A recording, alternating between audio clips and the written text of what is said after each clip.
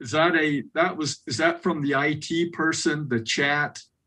Which I thought we were already streaming. Are we not ready to go? We are ready to go. I think we were just waiting to get the streaming session on the back, and we are streaming. Right. The next step on this list is to introduce the team members. I think we'll skip that in the interest of time. Now I'll swear in the team members. I will skip asking you to stand. I will allow you to raise your right hands without showing yourselves. Team members, do you promise that the presentation you're about to give will faithfully and truthfully conform to the facts and rules of the mock trial competition? Say yes, please. Yes, Your Honor. Witnesses, do you promise that the testimony you're about to give will faithfully and truthfully conform to your witness statements, that you will not add material facts or opinions which are not contained in the case problem, and that you will follow the rules and procedures of the mock trial competition? Yes, Your Honor. Scoring panelists, do you promise to adjudicate the mock trial competition as fairly and objectively as possible in accordance with the facts, procedures, and rules of the mock trial competition? Yes, Your Honor. All right, that is it. Are we ready for, are there any pretrial matters? Prosecution? Yes, Your Honor, briefly. Please go ahead. The prosecution first asked that any remaining time from closing arguments be reserved for a rebuttal. That will be granted. And the prosecution asked that we have permission for trial technicians to display exhibits on the screen for the purpose of entering them into evidence. Is there any objection to that? No, Your Honor. That will be granted. And lastly, the prosecution asked that as exhibits are initially displayed on the screen, that it would be recognized that this is just to display the exhibit to witnesses and opposing counsel, not to the jury until they have been published and entered. Any objection, defense? No, Your Honor. All right, good point, prosecution. That will also be granted. Anything else? No, that's all, Your Honor. All right, any pretrial matters from the defense? Your Honor, we ask that each side be able to give a redirect following cross-examination. Is there any objection to that? No, Your Honor. That will be granted with the idea that any recross will be limited to redirect. Or if I got that backwards, you understand. Anything else from the defense? Yes, Your Honor. Additionally, we ask that timekeepers stop time due to technical difficulties due to the online format of this tournament. I would have to agree with that. And I would add to that, if anybody's having technical difficulties, please speak up and we'll deal with it. And timekeepers, put the time on hold. Please keep track of those, any time interruptions, so that if there's any question, we can have the two timekeepers compare notes, and we'll try to keep on track with time. All right. Anything further from the defense? No, Your Honor. All right, prosecution, are you ready for your opening statement? Yes, Your Honor. Please proceed. May it please the court, Your Honor, opposing counsel, and ladies and gentlemen of the jury. Good morning. My name is Kyan Carney, and along with my co-counsel, Haley Glass and Julia Flynn, we represent the people of Colorado. Coach Brackman was a talented litigator and an amazing mock trial coach. He gave much of his billable time to the Colorado high school mock trial kids. He worked hard and expected his students to follow his lead. Avery Becker, the defendant, was a natural lawyer, slick, aggressive, did not have to work hard at acting on the mock trial team. She was a member of the Colorado high school mock trial team and had helped lead the Colorado high school mock trial team to state her junior year. When senior year came, the ongoing disputes between Coach Brackman and Avery Becker about being late, not working hard enough, and never being prepared began to get bigger. Then, a month before the regional tournament, due to Avery's lack of preparation, Coach Brackman bumped Avery down to the B team. Then, Avery Becker's best friend, Taylor Perkins, quit mock trial so Avery Becker could get her spot back on the A team. At regionals, Avery was rewarded with the Best Attorney Award. And at the practice after that regional tournament, Coach Brackman was mad that Avery, who never prepared and was always late, won that award. And after a hostile exchange of words between Coach Brackman and Avery Becker, Avery stormed out of the practice and saw Coach Brackman's beloved white Porsche in the parking lot. And with a pen in hand, she wrote, "Worst Attorney Award," right on the side of his Porsche. The obvious consequence of this act got Avery kicked off the mock trial team for good. The evidence will show that on March 6th, 2020, the defendant in this case, Avery Becker, broke into the head coach of the Colorado High School mock trial team's home to vandalize it, and in a turn of events, accidentally killed him by stabbing him in the back. Ladies and gentlemen, this case today is about a hot-headed, egotistical lawyer wannabe that let her anger get the best of her and killed Mackenzie Brackman. Today, the people are prosecuting Avery Becker with first-degree murder and second-degree burglary. The elements of crime of murder in the first degree or felony murder are that the defendant in the state of Colorado, at or about the date and place charged, acting alone or with one or more persons, committed or attempted to commit second-degree burglary, and in course of or in furtherance of the crime of second-degree burglary, that the defendant was committing or attempting to commit, or in the immediate flight therefrom, the death of a person other than one of the participants was caused by anyone. The elements of crime of the second-degree burglary are that the defendant in the state of Colorado, at or about the date or place charged, knowingly broke an entrance into, entered unlawfully in, or remained unlawfully after a lawful or unlawful entry in a dwelling with intent to commit therein the crime of criminal mischief against another person or property. The evidence you will see today will show that Avery Becker was in fact a hot-headed lawyer wannabe and cold-blooded killer. Today, the prosecution will prove the case with 3 witnesses: Kyle Kuzak, Detective Jordan Markowitz, and Alex Fuentes. First, you will hear from Kyle Kuzak, a Colorado Bureau of Investigation certified crime scene reconstruction investigator. Kyle Kuzak, a highly experienced crime scene investigator, will testify to Avery Becker's burglary and murder. Then you will hear from Detective Jordan Markowitz, the homicide detective with the Denver Police Department. Detective Markowitz, a highly specialized and experienced detective, will testify to their knowledge of Avery Becker as being guilty.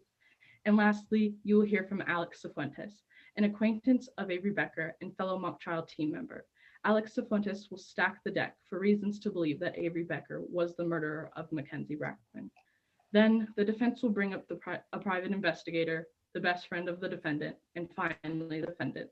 First, Blake Van Owen, a private investigator, professor, and expert witness in police practice.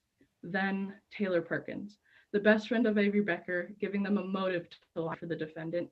And lastly, Avery Becker, the hot-headed and cold-blooded killer and the defendant in the case here today, who is responsible for the killing of the Colorado High School mock trial team head coach, Mackenzie Brackman.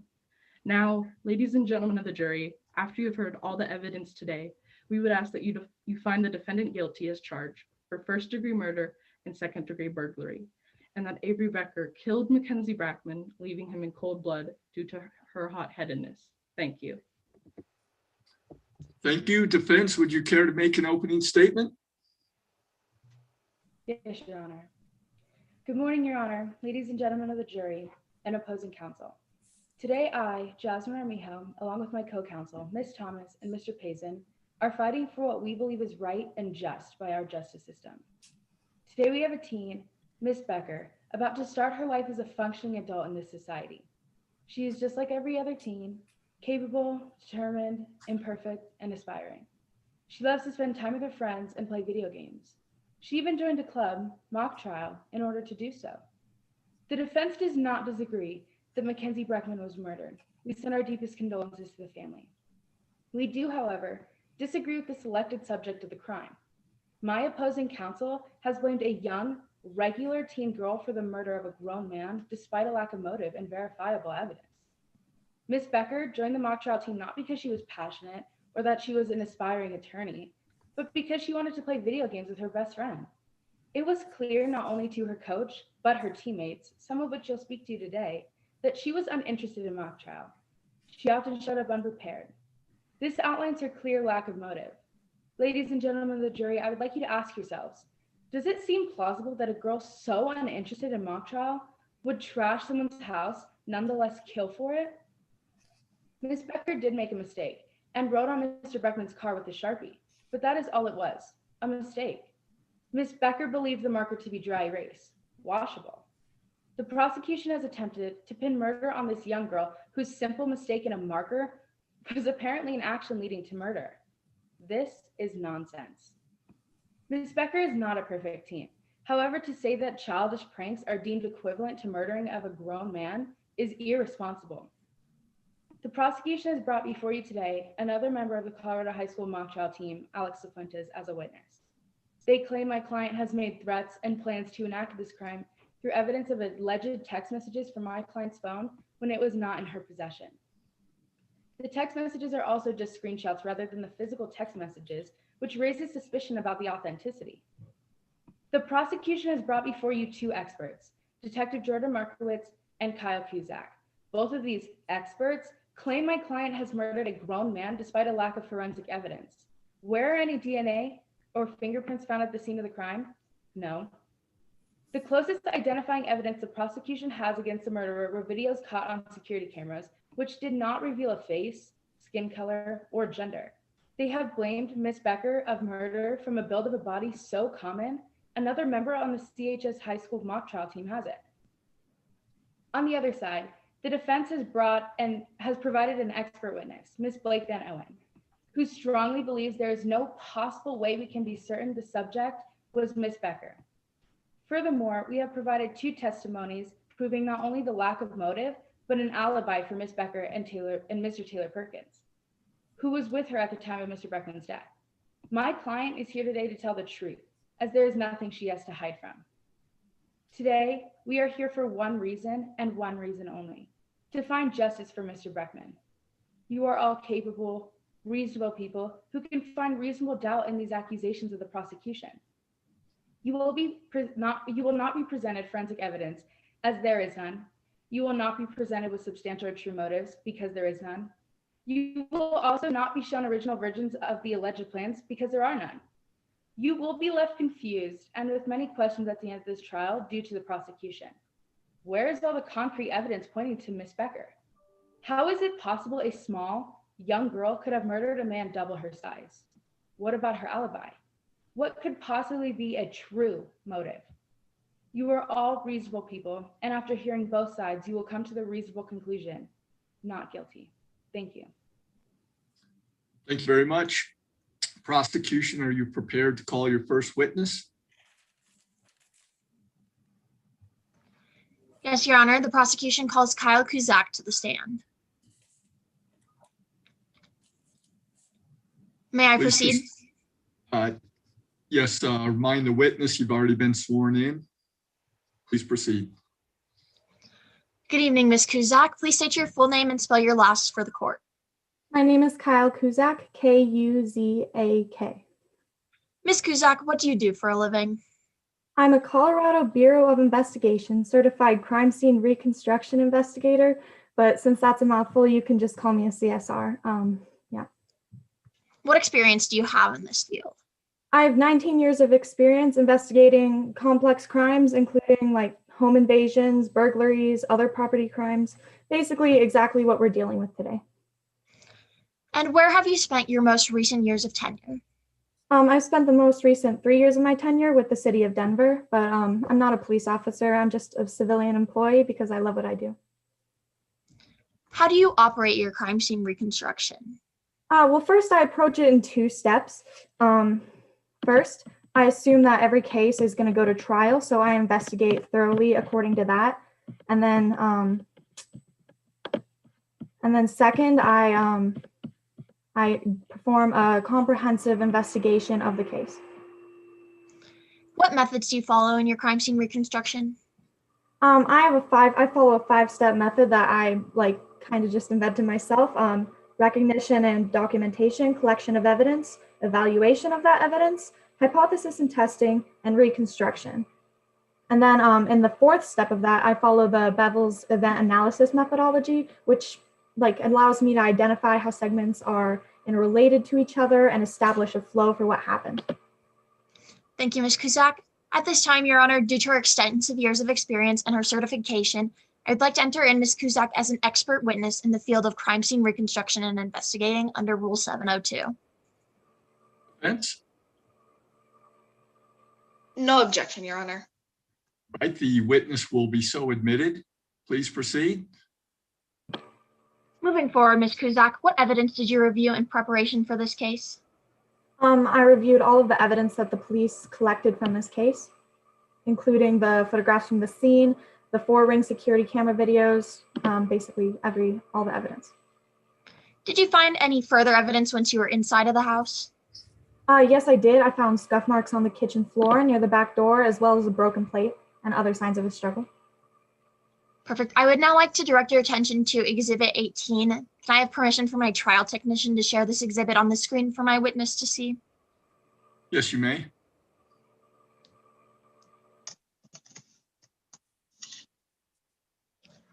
Perfect. And Ms. Kuzak, do you recognize this exhibit? Yes, I do. What is it? These are the scuff marks I was just referencing, the ones right near the back door. And how do you know what it is? Because I reviewed this during my investigation and I also saw it at the scene of the crime. And is it a fair and accurate representation of the images you saw when preparing for this case? Yes, it is. Your Honor, at this time, I move to enter Exhibit 18 into evidence. Is there an objection?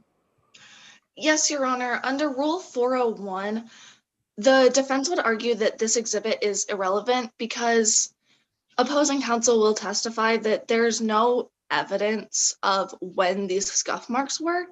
And it's the defense's belief that the prosecution's case theory is that this is indicative of a struggle. However, because they cannot date these scuff marks, this makes this evidence irrelevant to this case. Response? Your Honor, as an expert witness, Ms. Kuzak will testify to the fact that it is very likely as to the reason these were caused. I do not want to go too far into detail as that should be covered on the direct examination and some of the questions I will ask her, but I think in her expert analysis, she'll explain why this is relevant, and we've established that these were found at the crime scene. So I believe they're still important to bring up and investigate further. I think the objection goes to the weight of the evidence, which will be for the jury. So I'm going to overrule the objection and admit the exhibit. Thank you, Your Honor. Please proceed. Moving forward, Ms. Kuzak, can you direct the attention of the jury, or if you have the ability to annotate, can you illustrate where the scuff marks are in this image?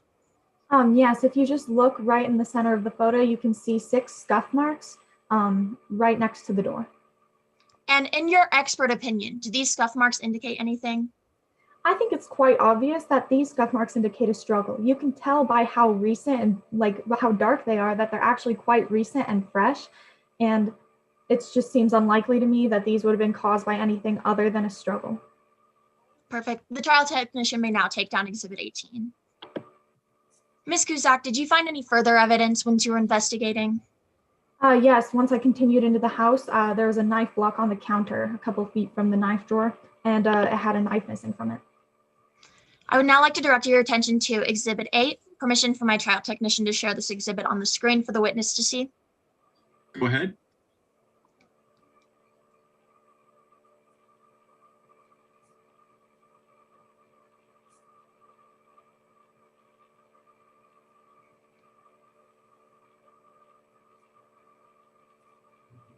Perfect. Ms. Kuzak, do you recognize the exhibit? Yes, I do. What is it? This is the photo of the knife block with the knife missing. And how do you know what it is? Because I reviewed this photograph during my investigation and because I saw it when I was there at the scene of the crime. Is this a fair and accurate representation of the knife block that you saw on the day of the crime? Yes, it is. Your Honor, at this time, I move to enter Exhibit 8 into evidence. Any objection? No objections, Your Honor. It will be admitted. Perfect. Once again, Ms. Kuzak, can you demonstrate for the jury where the missing knife is in this image? Yes, if the jury will direct their attention right to the top right corner of the knife block, you can see that there's like a large butcher's knife missing, or which matches the knife that was found in the body. And just to repeat, what was the significance of this missing knife? Yes, sorry. The empty slot in the knife block was for a large chef's knife, which was the exact knife that was recovered from the body. The trial technician may now take down Exhibit 8.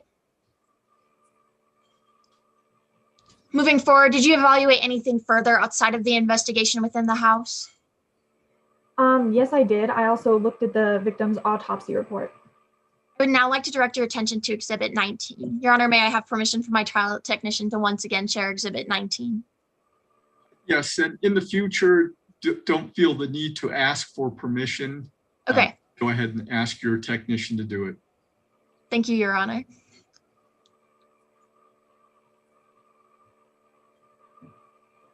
Ms. Kuzak, do you recognize this exhibit? Yes, I do. What is it?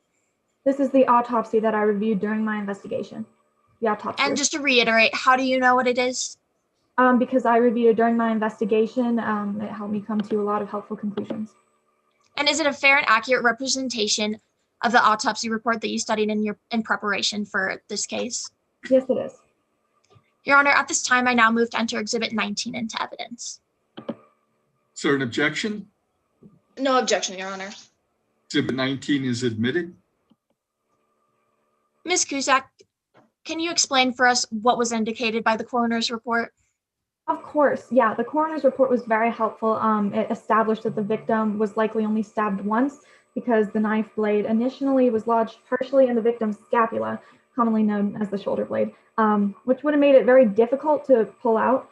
The coroner's report also told me that the knife blade had been inserted facing partially forward and towards the victim's scapula, but the tip of the blade nicked the lower arch of the victim's aorta after glancing off his pulmonary artery. Perfect. Trial technician, you can now take down that exhibit. And then moving forward, Ms. Kuzak, did the physical evidence at the crime scene help you draw any conclusions? Yes, it did.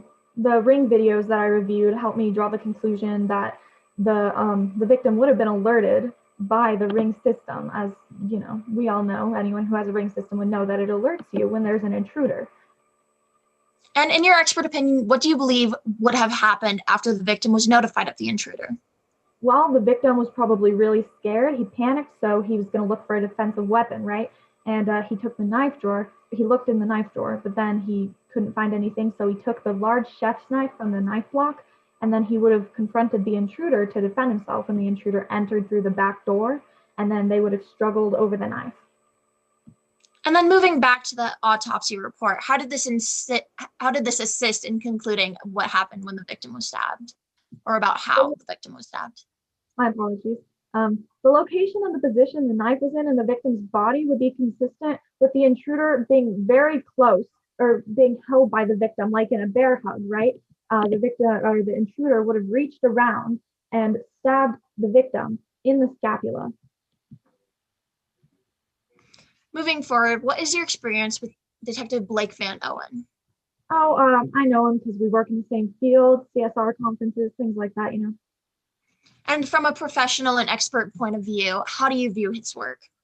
Well, he just reviews what we, the CSRs, have actually already collected. He doesn't get to go to the scene of the crime. He just reads our reports, and he's just basically looking for ways to find that we did wrong.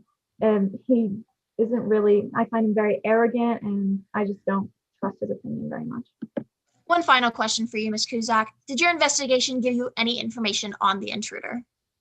Yeah, it's quite obvious to me that the intruder had knowledge of the victim's property and residence and the victim's schedule as well, because they knew when the victim was going to be home or when the victim wasn't going to be home. And I guess that Avery Becker just planned wrong that day. Thank you, Ms. Kuzak. No further questions, Your Honor. Thank you. Cross-examination. Yes, Your Honor. Good morning, Ms. Kuzak. It's your conclusion today that this crime resulted from a break-in where the perpetrator got into a scuffle with the victim, correct? Yes. And you believe that during this scuffle, they made their way entirely across the kitchen? No, just right inside the back door where the scuff marks were. Yep.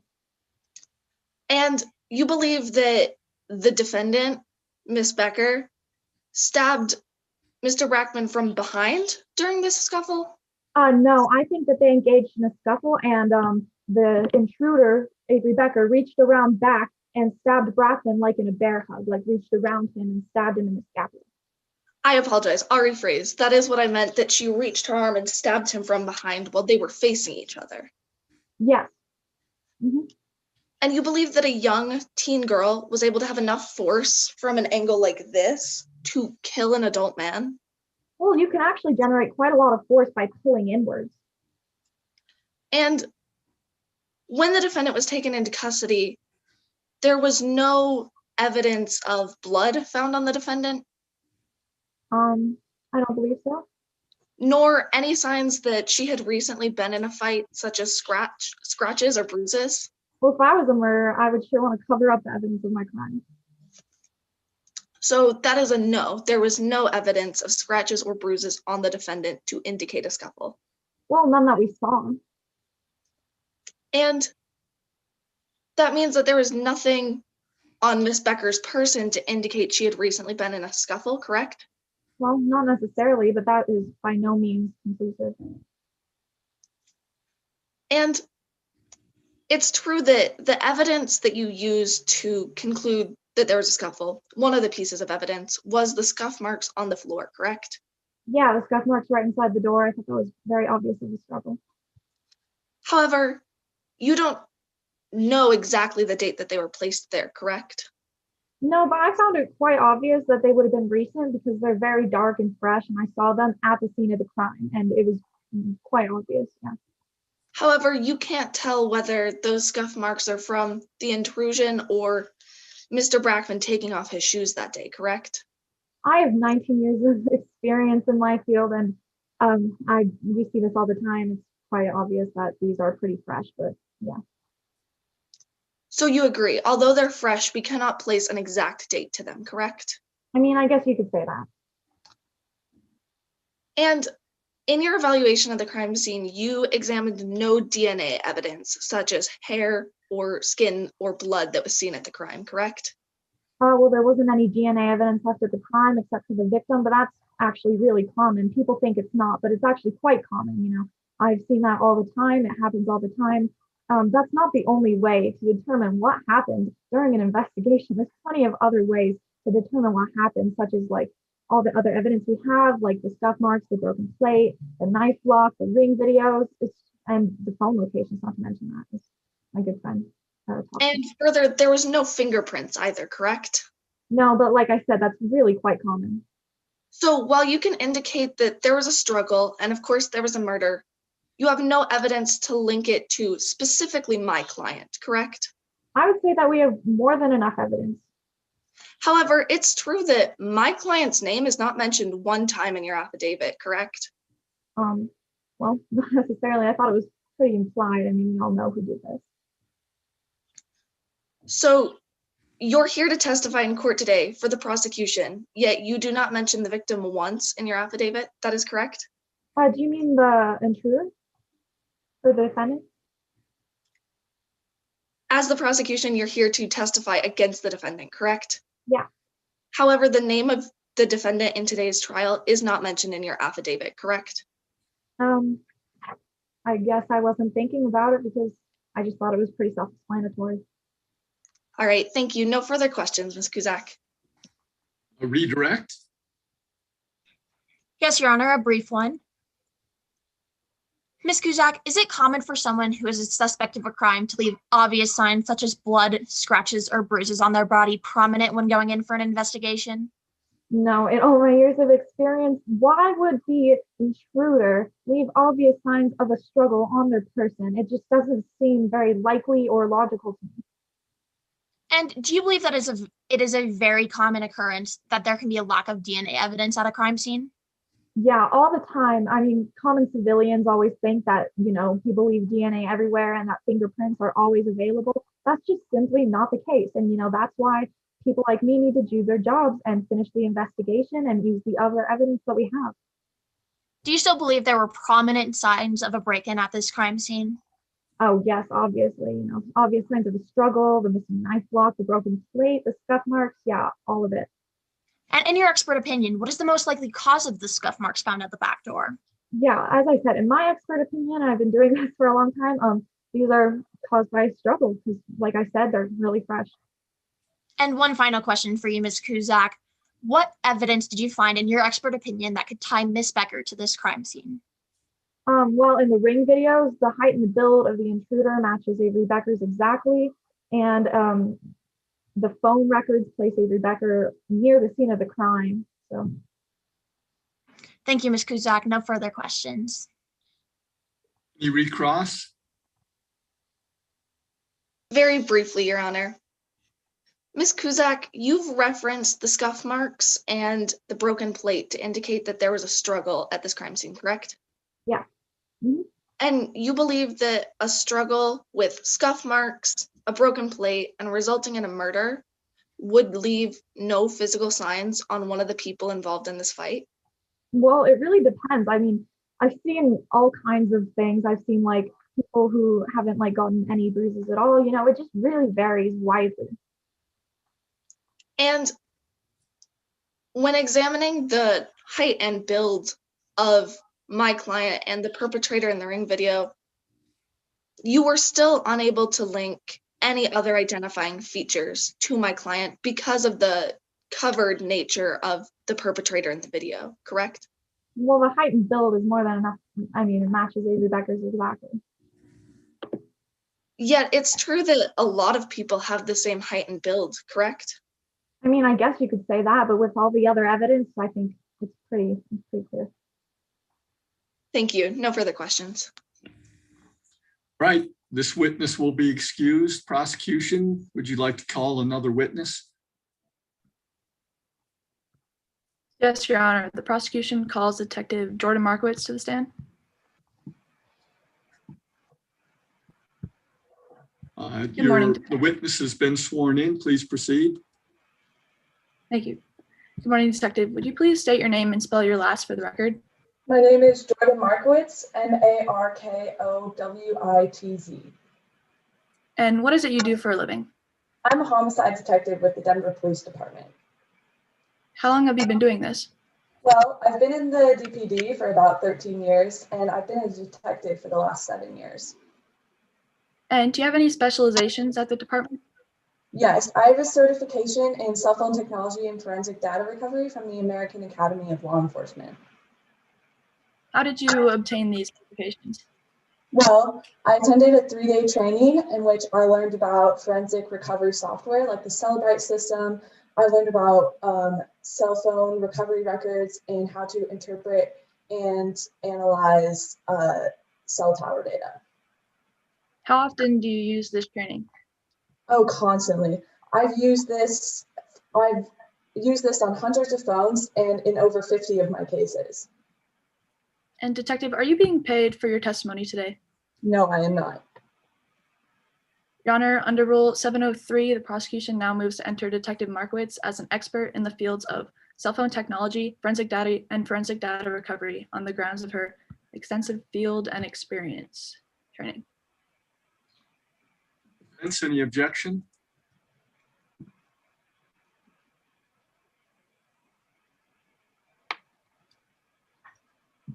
Is there any objection from the defense? No, Your Honor. All right, the witness will be allowed as an expert in cell phone data and recovery. Please proceed. Detective, how are you related to the case at hand today? I was assigned the case of the death of Mackenzie Brackman on March 6th of 2020. And would you please describe the events of March 6th? Yes, it happened that a passing motorist saw someone passed out on the porch of Mackenzie Brackman, to which paramedics responded to the scene, found that Mackenzie Brackman was dead, and myself and other colleagues then responded to the crime scene. And what did you find upon your arrival at the scene? Well, we found Mackenzie Brackman's body face down with a large knife just past the body. What kind of evidence did you collect during your investigation? Well, we collected photos of the body, We collected photos of the crime, of the murder weapon, and call cell phone tower data and like call detail records from Avery Becker's phone. And turning to these crime scene photos, would you recognize these photos if you saw them? Yes, I would. Would the trial technician please display exhibits 1, 2, 3, and 4?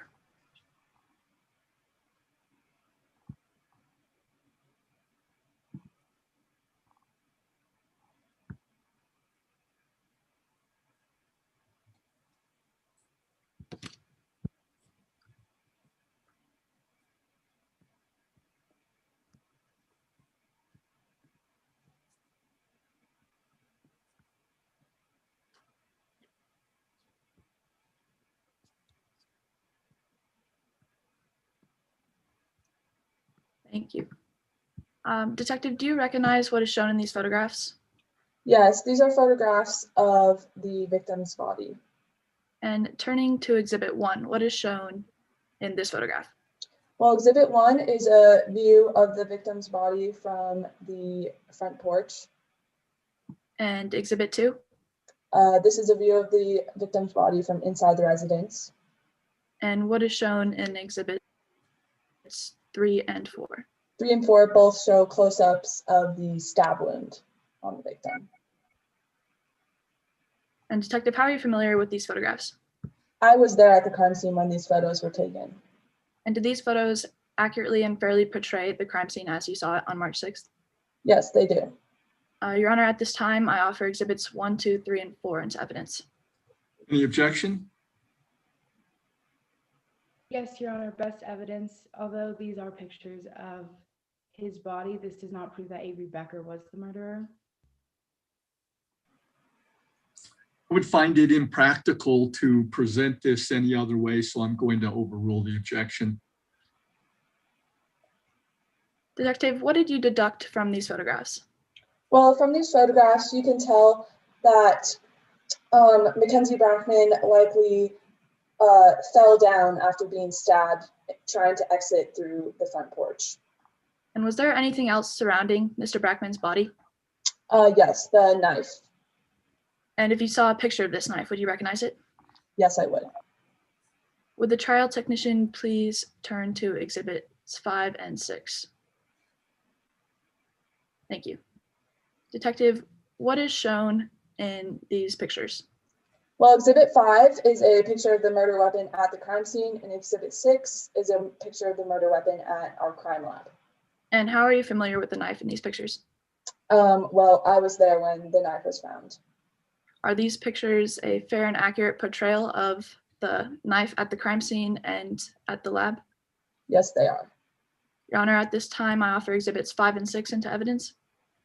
Any objection? No, Your Honor. Exhibits 5 and 6 are admitted. Detective, would you please describe what you see in these pictures?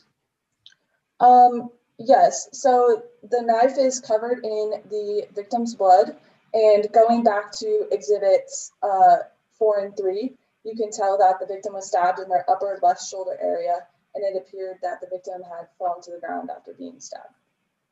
And did you observe anything else in the residence associated with this knife?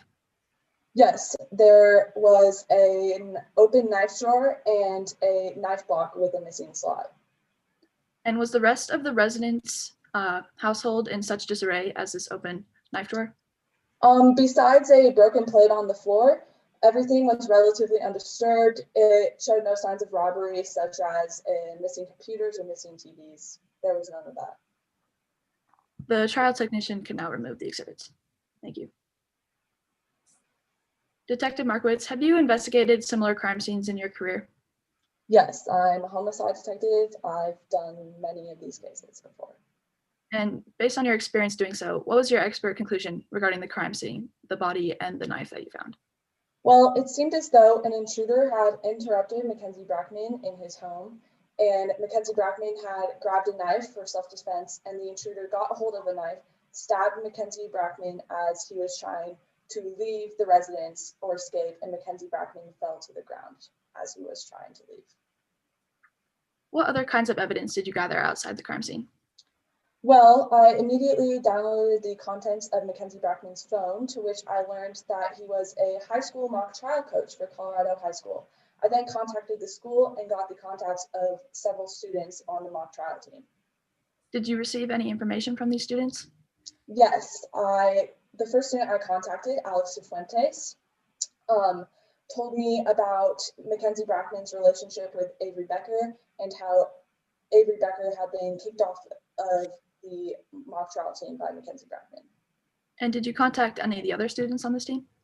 Yes, I immediately tried to interview Avery Becker, but when I contacted her, their lawyer told me that they would not be showing up for an interview. And did you try to contact Avery Becker any further after this? Yes, I obtained a warrant to search Avery Becker's phone, but the lawyer informed me that Avery Becker no longer had possession of their phone. So I obtained a court order for the call detail records of Avery Becker's phone from the service company. And would you please explain the contents of these records? Yes, so call detail records are basically used to find the location of a phone at any time and place. So basically, when you send a text message or receive a call or forwarding a call, it goes to the nearest cell tower, and that cell tower collects data and it tells you what time and place this call was taken. And we use that data from nearby cell towers to locate the accurate whereabouts of the phone and by default the person with the phone. And in this case, regarding Avery Becker's phones, what did the call tower records show? Well, I summarized the call detail records, finding that Avery Becker had started at their house around 12:47 p.m. and had taken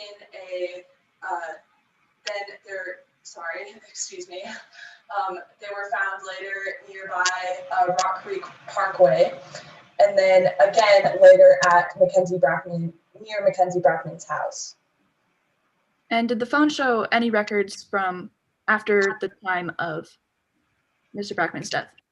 No, all activities on the phone ceased after 1:20 p.m. as if the phone had been turned on airplane mode or just turned off. And what did you do with these available CDRs? Well, I summarized them into pictures. And would you recognize these pictures? Yes, I would. Would the trial technician please display exhibits 15 and 16?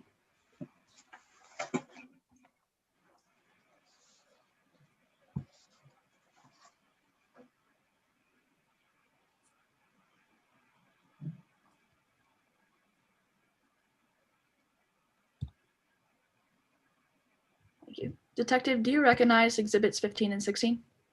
Yes, these are my call detail record summaries. And how are you familiar with exhibits 15 and 16? Well, I made these summaries to help see the location of Avery Becker's phone. And are exhibits 15 and 16 an accurate and fair portrayal of the diagrams that you built in preparation for this case? Yes, they are. Your Honor, at this time, I offer exhibits 15 and 16 into evidence. Any objection? Yes, Your Honor, once again, best evidence, because in the testimony, it is stated that a cell phone does not have to connect to whichever tower is nearest. This doesn't show whether this is the path that Ms. Becker took. Response? Your Honor, I believe counsel's objection goes to the quality of this evidence rather than whether it's admissible as evidence. I would agree with that. The documents are the best evidence of what they intend to portray, and the argument goes to the weight of the evidence, which you may explore on cross-examination. So I'm going to admit the exhibits. Detective, would you please describe exhibit 15? Yes, so exhibit 15 shows the location of Avery Becker's phone at this time. So the phone started near Becker's house at 12:47 p.m. and then slowly moved towards Rock Creek Parkway, which would be the intended path from Becker's house to Brackman's house. And this timestamp, they received a text message at 12:55 p.m. And then later, from 105 to 117, Avery Becker's phone received 3 separate messages at or near Mackenzie Brackman's house. And what does this indicate? This indicates that Avery Becker was at Mackenzie Brackman's house around the time of the murder. And would you please describe what is seen in this exhibit 16? Exhibit 16 is what I believe to be the most logical route that Avery Becker would have drove to get to Mackenzie Brackman's house. Thank you, Detective. No further questions. Cross-examination? Yes, Your Honor. Good evening, Detective Markowitz. Mr. Brackman's death had been reported on March 6, 2020, correct? Yes, it was. I'm sorry, Your Honor. Permission to ask opposing counsel to stop sharing their screen. Thank you. No? Go ahead. I'll repeat my question. You arrived at the scene of the murder on March 6, correct? Yep, I did. And is it true that upon arriving at the scene, you noticed in slight disarray? Just a broken plate on the floor. And is it true that you were inconclusive to the cause of the disarray? Besides the broken plate on the floor, there wasn't much disarray, so I guess you could say that. I don't know what I would be inconclusive about, though. So just to restate, you were inconclusive of the cause of disarray, correct? Of little disarray, I guess you could say so, yes. And it is possible to be the normal state of the home, correct? I think a broken plate is kind of out of the usual. I mean, people would usually clean that up if they broke one, so not really a normal state. It is possible to be the normal state of the home, correct? Some chance, sure. There was photo evidence taken at the scene of the crime, correct? Yes, there was. However, isn't it true that some of the photos became corrupted and were unable to be recovered? Yes, this is a common thing. It happens sometimes. People make mistakes. There were some photos corrupted that we couldn't use, but they're not relevant. But there were alleged text messages between Cifuentes and Ms. Becker, correct? Yes, there were. And it is true that Cifuentes had not had their phone on them the day of the questioning, correct? When you call people into the police station to get questioned, of course they're going to be really nervous. So I understand why they've left their phone at home. Common misunderstanding. And due to this, you had not seen the text messages straight from Cifuentes' phone, correct? No, because they didn't have their phone with them at the time. And in your roughly 13 years of experience with the DPD, you found it quite strange, rare even, that a teen hadn't had their phone on hand, correct? Like I said earlier, they were definitely really nervous. So, I mean, while it's rare, I completely understand, and it's very possible that they were just really nervous. Your Honor, permission to show Exhibit 14. Okay.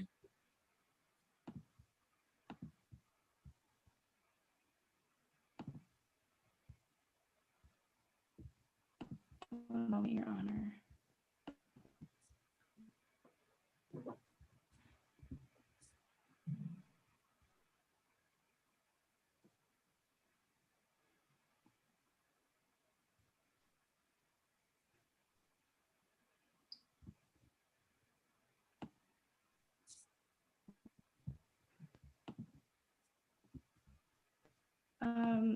I'm sorry, I seem to be having some technical difficulties.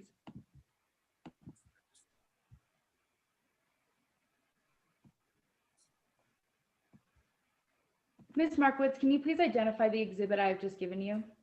Yes, these are the screenshots of text messages between Alex Cifuentes and Avery Becker. And Ms. Markowitz, there is no date included on any of these text messages, correct? No, there is not on the picture. Due to this, there is no way to be certain the dates these texts were sent, correct? Objection, Your Honor. This exhibit has not been entered into evidence yet. Response? Your Honor, I'm not trying to admit it into evidence. I am just simply asking if these were the provided text messages and whether or not they have a date on them. Since it was referred to previously, I'm going to allow the questions. Thank you, You Your Honor. do your objection at the time that its admission is requested. I'll repeat my question. Due to this, there is no way to be certain the dates of these texts were sent, correct? No, there's not at this time. And is it possible that these alleged messages were sent during the duration of the time my client did not have her phone, correct? We really can't be sure of that. There's no timestamp, so. However, because there is no timestamp, it is possible these messages were sent during the duration my client did not have her phone, correct? Yes, I guess you could say that. Moving on, I'd like to discuss call detail records, otherwise known as CDRs. In Yeah. general, there is a complicated algorithm that pairs cell phone towers with the best available towers, correct? Yes, there is, and I'm trained in this. Your Honor, I will now stop presenting my screen.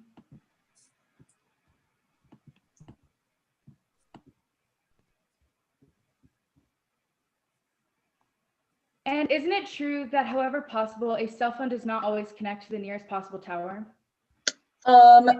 If that's possible, but in this case, I do not believe that to be true.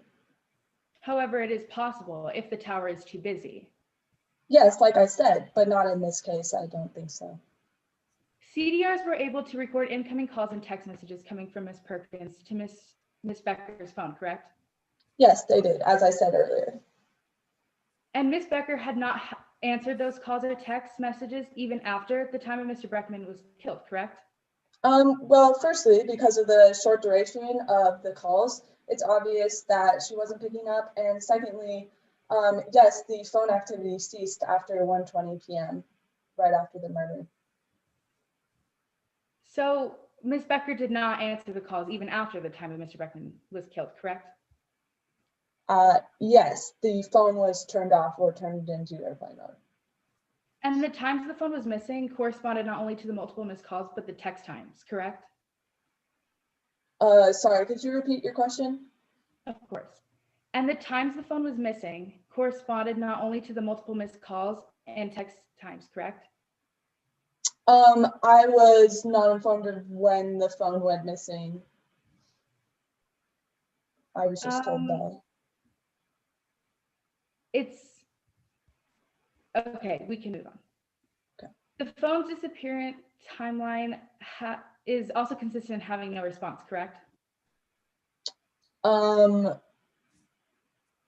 Sorry, I'm confused. Can you repeat that one more time? Of course. The phone's disappearance timeline also is consistent as having no response, correct? I'm confused what you mean by the disappearance timeline of the phone. I'll elaborate. The time that Avery Becker's phone was not in her possession, this corresponded to having no response to the calls or missed text messages, correct? I was just told that when I tried to interview Avery Becker that she was not in possession of the phone. I'm not sure when she lost possession of the phone. I just have the location of her phone at these times according to the call detail records. But her attorney did let you know that she had lost her phone prior to the murder, correct? She just informed me that she was no longer in possession of the phone.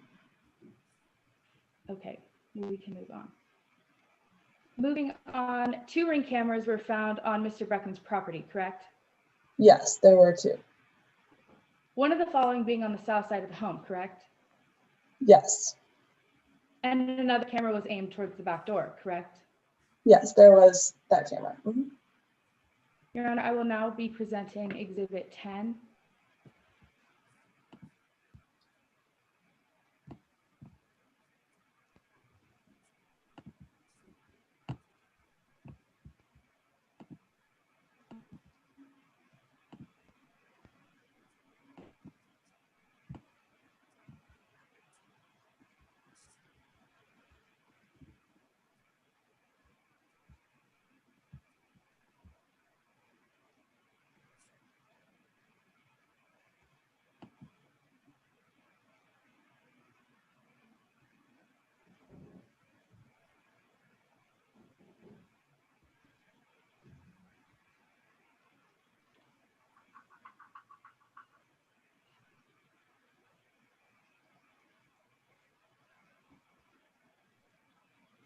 Your Honor, I will now stop sharing my screen.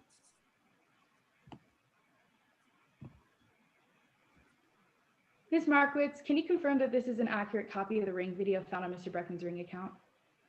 Yes, it is. The person in the videos is wearing a hoodie, some type of mask, and gloves, correct? Yes, they are. And is it thus true you were unable to specify the skin color of the subject? No, they're wearing a mask, so you cannot see the skin color. You were also unable Your to Honor, specify the hair color, correct? Your Honor, I asked that counsel not ask questions about the exhibit until it has been entered into evidence. Fox? Your Honor, I'm just asking questions about what was found on the videos. I'm not admitting them into evidence. I'm just simply asking the detective if this is what the video displays. I agree that the question is really more about the investigation and the witness's knowledge, and so I'll allow that to proceed. Thank you, Your Honor.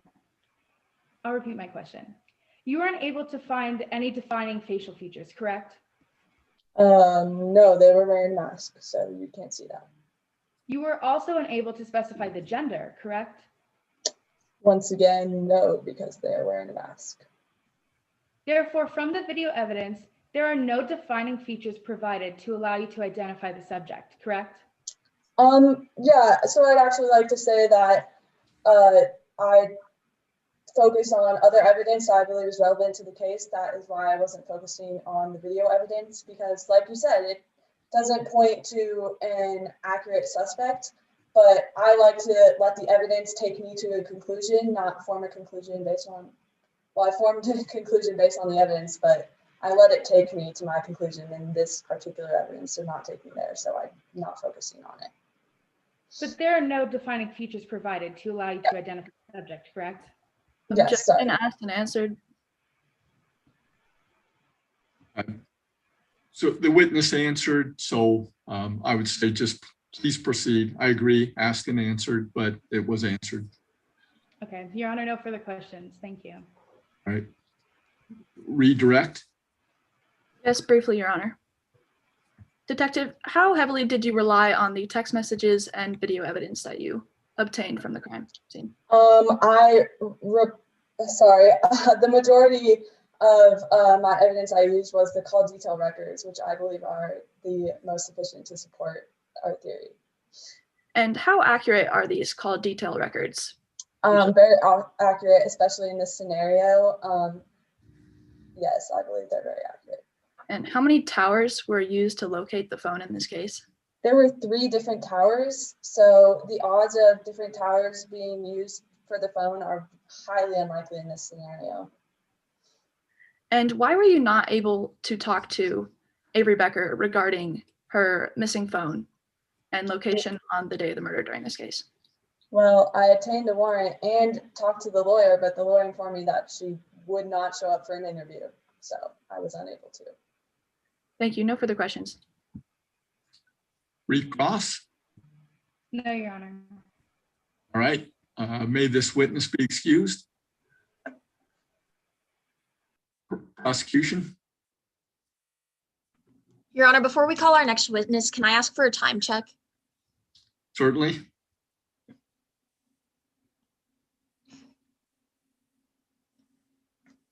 And I see it in the chat. Is that sufficient? Yep, thank you. All right, call your next witness, please. Your Honor, at this time, we call our next witness, Alex Cifuentes, to the stand.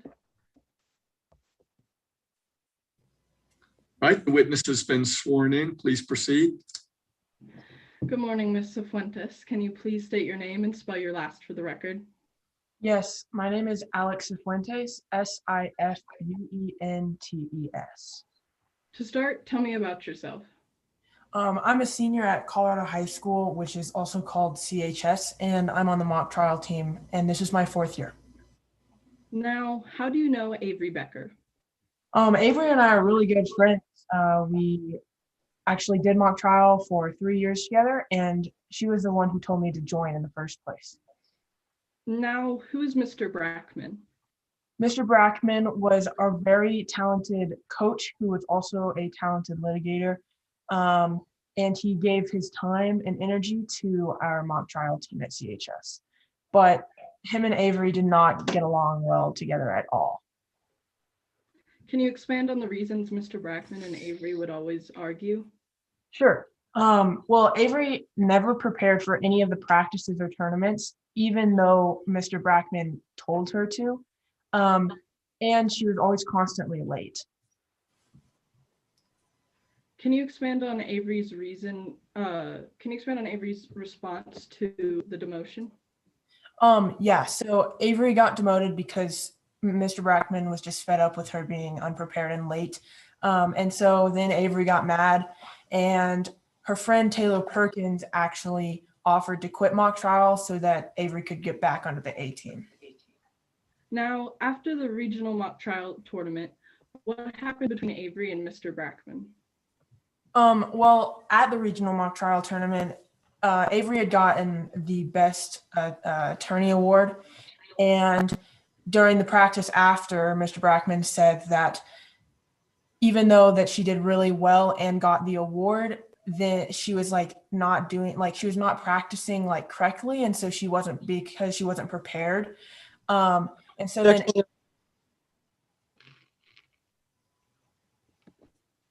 I'm sorry, was there an objection?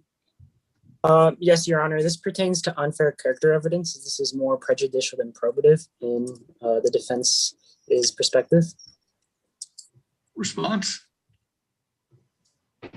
Your Honor, can I move on to the next question? Yes, and so the objection will be granted. And I'd like the timekeepers to add 2 minutes of time. I'm just going to call that a technology 2 minutes. And I will extend that courtesy to the defense as well. Is that doable, timekeepers? I'll just assume it is. Go ahead.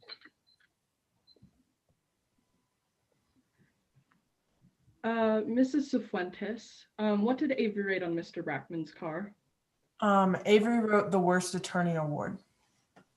And what was the consequence for Avery writing this message on Coach Brackman's beloved car? Mr. Brackman kicked Avery off the team for good.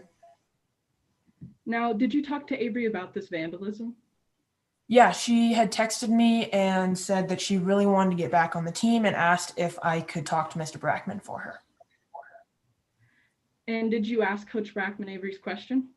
I did, but I only did it for the team, because if I didn't ask, then we might not have been able to compete. Can you expand on why your team would not have been allowed to compete?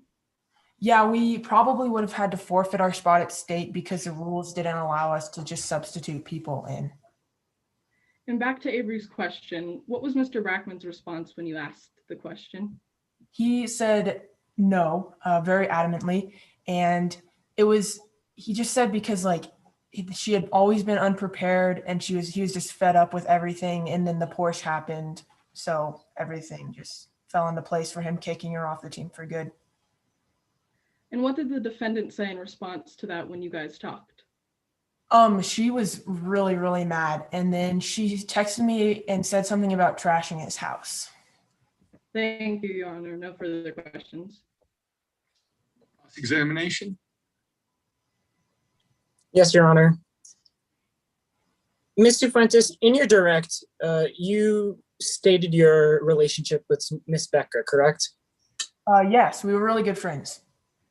And in your statement of, quote, you guys were really good friends, this contrasts your other statements in which you stated that Miss Becker often made you very upset, correct?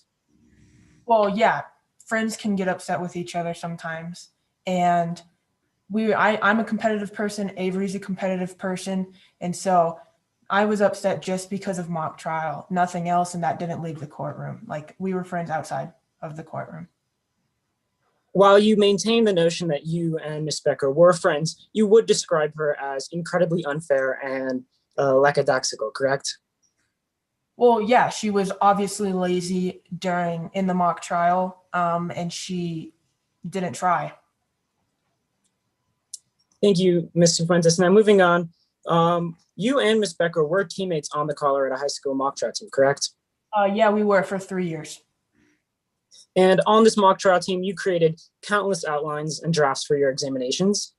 Yeah, right. I started the drafts as soon as I got them. In fact, Ms. Fuentes, you would even spend countless hours memorizing rules of evidence for this mock trial team, correct?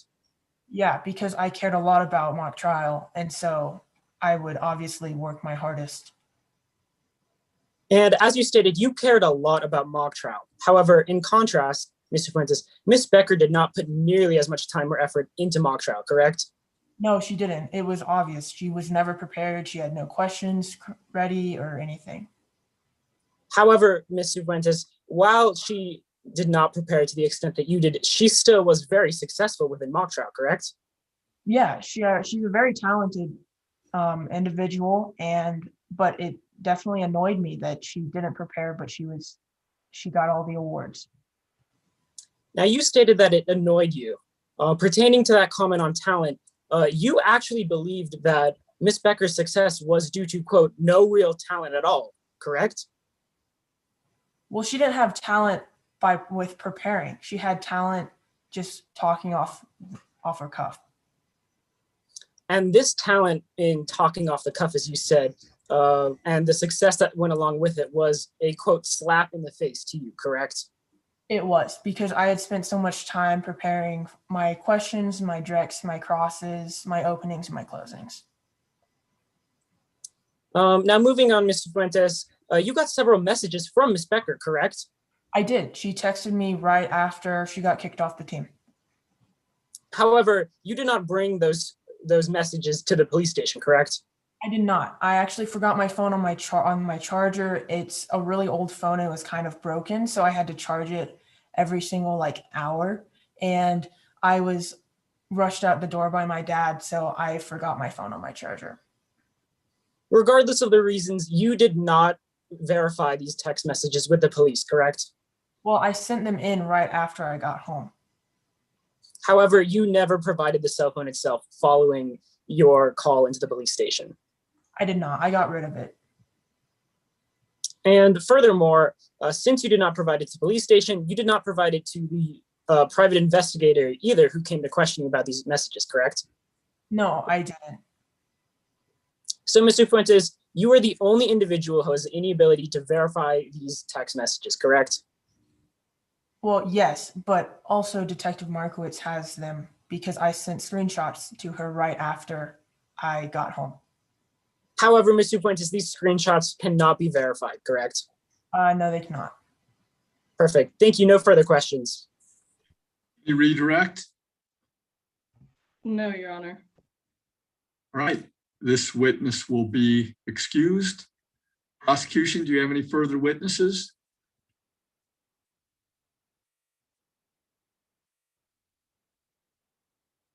I think I know the answer to that one.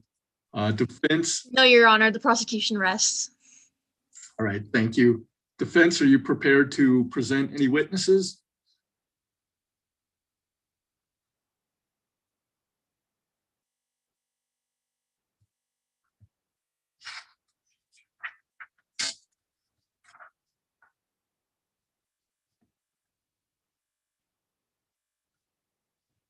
Yes, Your Honor. We'd like to call Avery Becker to the stand. All right, this witness also has been sworn in. You may proceed. Thank you, Your Honor. Ms. Becker, please state and spell your last name for the record, please. My name is Avery Becker, Becker. Ms. Becker, where do you attend school? I go to Colorado High School. And during your time at CHS, do you participate in any hobbies or clubs? Yeah, I'm a part of the mock trial club with my friend Taylor. Why did you join mock trial? Well, quite honestly, I joined it so I could text Taylor and play games on my phone with her. My mom doesn't let me go on my phone until I finish all my homework. Did you enjoy the actual work of mock trial? No, not really. I mean, I was good enough at it and I won some awards, but it wasn't really a big deal. How was your relationship with the coach, Mr. Breckman? We didn't have a great relationship. No, he could be very critical of the whole team. Was it important for you to have Mr. Breckman's approval? No, absolutely not. He was just the coach of a team I didn't even care that much about. And was it just you who Mr. Breckman would harshly criticize? No, absolutely not. Again, he was very critical of all of us and always wanted everyone to stay exactly on the scripts he set out for us. Has anyone had a special connection to Coach Breckman? I think Blair Rowlands, another person on the Objection, Your Honor, relevance. A response? Your Honor, I'm just simply highlighting the fact that they just didn't have a close relationship and asking if anyone had a close relationship with the coach or if that was just his teaching method. Well, at this stage, I'll allow the witness to answer that question. And to the extent it appears it's nowhere relevant to the facts of this case, you may renew your objection. Please proceed. I'll repeat my question. Thank you. Has anyone had a special connection to Coach Breckman? Yeah, like I was saying, I think so. I think there's someone called Blair Rowlands on the team, and their father actually went to jail because Mr. Breckman wasn't able to win the case. I'm aware there was an incident between you and Mr. Breckman. Could you tell us a little more about that? Yeah, I am so sorry about this, but I ended up actually writing in what I thought was dry erase marker on Mr. Breckman's car. And like I said, I'm really sorry about this. It turned out it was Sharpie, but I thought it was a dry erase marker, and I tried to apologize to him a lot of times. And where had you found the marker? It had been on the dry erase, the little thing underneath the dry erase board. We'd been writing on the board to talk about the tournament. And is that normally the place where dry erase markers are kept? Yeah, I never would have written on his car if I thought he'd been permanent marker. Had you attempted to contact the coach after the incident? Oh yeah, so many times. I went to his work. I texted him. I offered to get a job to pay for a new paint job. I felt really horrible. It's the worst thing I've ever done. How was your relationship with the other team members? It was good. Like I said, Taylor was my best friend, but I wasn't close with Alex or Blair. We never got along. Miss Cifuentes had claimed you had messaged her pleading for her help to get you back on the team. Objection, Your Honor, hearsay. Response? Your Honor, this is not an out-of-court statement as it was mentioned in direct of Miss Cifuentes. Your Honor, may I respond? Yes. Respectfully, the witnesses are supposed to be sequestered and they shouldn't be able to hear other witnesses' testimonies. So therefore, this witness should not be able to testify to another witness's testimony. Ask the question again. What was the question? Miss Cifuentes had claimed you had messaged her pleading for her help to get you back on the team. Had you? Is there an exception to the hearsay rule that you think applies to this?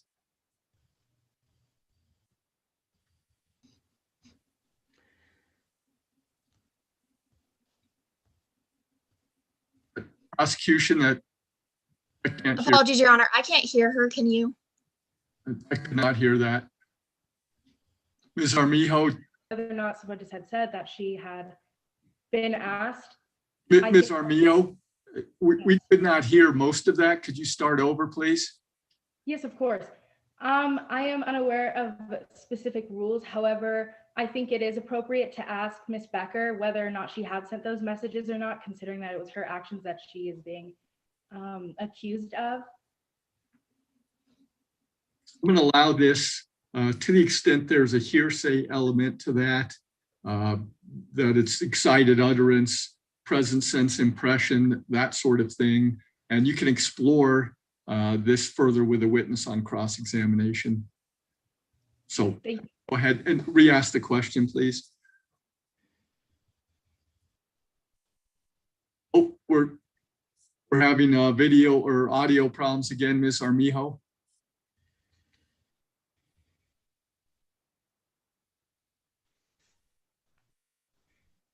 Try again.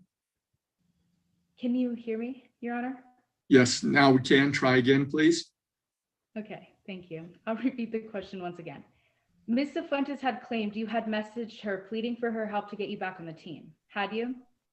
Absolutely not. I never would have texted Alex. Your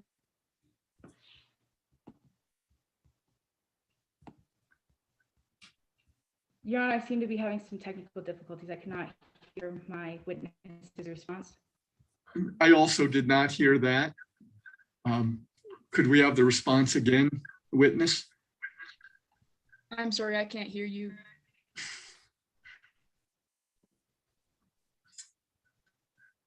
I'm not clear on the issue here. Since it seems to, the audio seems to go in and out. So timekeepers, please put your time keeping on hold here for the past minute. Is everybody hearing me? Please affirm with a nod of the head. All right, in the future, I will, if I can't hear, I'm going to do this and take that as a signal to stop, and we'll start again. Everyone else, please do that as well. And let's start over again from the question and then the answer. Okay, thank you, Your Honor. Ms. Cifuentes had claimed you had messaged her pleading for her help to get you back on the team. Had you? No, absolutely not. I was not friends with Alex. I would never have texted them for help. I didn't even like them. Your Honor, I will now be sharing my screen in order to exemplify what has been marked as Exhibit 14.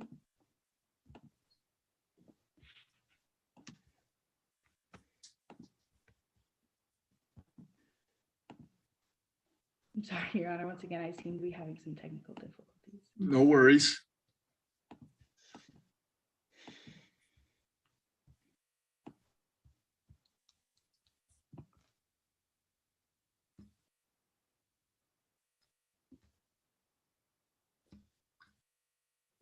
Ms. Becker, can you please identify what these screenshots are of? These are the screenshots that Alex claims to have received from me. Did you send these text messages? No, absolutely not. Do you have your phone on hand? No, I don't. I lost my phone on March 5th. Can you tell us about the day you lost your phone? Please provide the date. It was March 5th, and I'd been to the Fry Shack with Taylor. I think that Alex had been there as well. And when I got home and woke up the next day, I realized my phone was lost. Your Honor, I will now stop presenting my screen. Your Honor, I'm going to make a quick objection. I ask that in the future that opposing counsel not share their screen with any exhibits if they do not have the intention of entering them in as an exhibit, because this could be misleading for scoring judges, as they are not supposed to see them until they have been entered into evidence, but we made the exception to allow them to see it so the witnesses could see it as they're being entered into evidence. I would request also, if you're going to use a document, please make clear whether or not you intend to introduce it into evidence at the time you wish to display it, and then we could discuss whether or not it should be referred to by the witness. Thank you, Your Honor. Exhibit 14 will be admitted into evidence by my co-counsel in one of their direct examinations. Right, and if you're going to, if you're going to have it introduced by another witness, bring that up as well. Okay, thank you. I'll repeat my question. Were you around anyone when you last had your phone? Yeah, I was around Alex Cifuentes. I think they actually had my phone for some reason. Had you tried searching for your phone? Yeah, I actually missed school all of March 6th to go looking for my phone with my friend Taylor. So you did not search for your phone alone? No, I was with Taylor the whole time. We went to a whole bunch of malls and stuff. Thank you, Your Honor. No further questions. Cross-examination? Yes, Your Honor. Good evening, Ms. Becker. Let's get straight into it. Is it true that Mr. Brockman was your mock trial coach? Yes, he was my mock trial coach. And the two of you had what you would call a poor relationship? Yeah, he could be very harsh about sticking to scripts. He was not the warmest coach. As your coach, when it came to mock trial, you and Mr. Brockman did not see eye to eye, correct? No, I liked to do things on the fly, and like I said, he really preferred it that we stuck to scripts. You would often disagree with his strict guidelines that he would give. Yeah, Yeah. And it was these disagreements that led to your demotion to the B team. Is that correct? Yeah, I did end up being put down to the B team because he didn't agree with my style, but I was brought back up to the A team, so no harm done. It's true that Taylor Perkins is one of your best friends. Yeah, she's my best friend. Would you say she's been a good friend to you? I would say she's a good friend. We were on mock trial together and she helped me get back on the A team. Or in other words, you would say she would help you whenever you needed? I mean, she helped me look for my phone and she helped me get back on the A team, but I'm not sure what else you would mean. Exactly. Such as when you were demoted to the B team, Taylor helped you get back onto the A team, correct? Yeah, she didn't really care about mock trial, so she was able to help me get back onto the A team. Moving forward, you personally believe that you are excellent at mock trial, correct?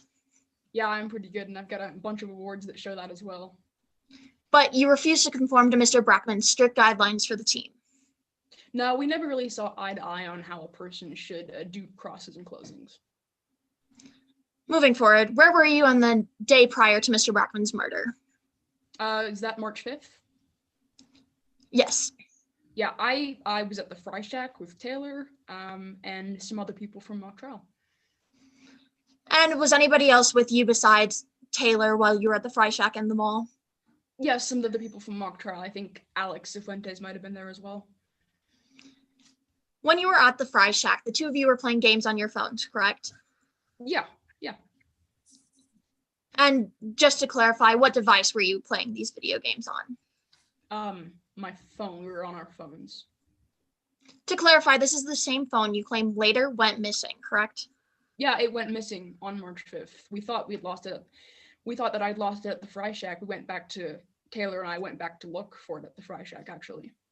And it wasn't until the next morning that you realized it was missing. Is that also correct? Yep, that's when I noticed I'd lost my phone. Is it true that you joined mock trial in part to spend more time on your phone? I mean, I joined mock trial to spend time with Taylor and text her on my phone. But you didn't think to check for your phone once while you were at the mall. I mean, is that correct? I lost it. I don't exactly recall mentioning in my affidavit whether I was checking for my phone at the mall. But you did not realize until the next morning that it was gone. Yes, that's when I realized I lost my phone the next morning. And you also don't have any recollection of having it while you were at the mall because you claimed that you lost it at the Fry Shack, correct? We checked both places. I wasn't quite sure where I'd lost it. If I'd known where I lost it, I would have found it very quickly. Moving forward. After your regionals performance, Mr. Brackman and you got into another argument. Is that correct? Yeah, we did. I went off the script again, and he never liked that very much. And from your personal view, how did this argument make you feel? I was upset by this argument. I suppose I was frustrated. You were angry and frustrated, just to clarify, correct? Yes, I would say that I was quite frustrated by this argument. And in reaction to this argument, you vandalized Mr. Brackman's car. Is that correct? Yes, I feel so terrible about this. Like I said earlier, I really thought I had a white board marker and that I wasn't going to do any permanent damage. I would never try and do anything permanent or I regret this so much. So it's fair to say you were just acting without thinking. You didn't mean to do it, correct? I definitely didn't plan it out. Characterization. Apologies, Your Honor, I didn't hear the objection. Repeat that, please. Improper characterization, opposing counsel is assuming facts about my client's state of mind and the mental state of her actions, even though she has explained it already, and it's misleading. A response? Your Honor, I'm just simply asking about in the instance of when Miss Becker vandalized her car or Mr. Brackman's car, the feelings that she was experiencing then and how her mental state was then. I'm not implying it to any other situation. I'm simply just asking about this one. I think the question is fair inquiry into the witness's state of mind and their own recollections and feelings, so I'm going to allow it. Moving forward, Miss Becker, and you discovered, or apologies, let me rephrase. And once Mr. Brackman discovered, you were once again penalized, correct? Yeah, he was justifiably upset. I did a dumb thing, my worst mistake ever. You were kicked off the team, just to clarify, correct? I was kicked off the team. And once again, from your personal view, this made you very angry and upset. Is that correct? I would say I was sad that I was kicked off the team, actually. I was crying. No further questions, Your Honor. Any redirect? Your Honor.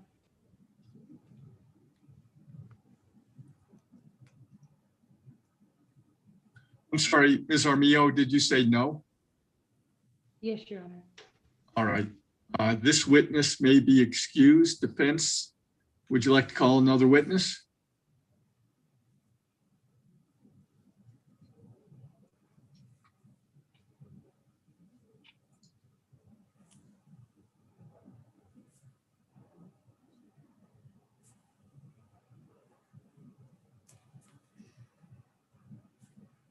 Yes, Your Honor. The defense would like to call Mr. Mr. Taylor Perkins to the stand.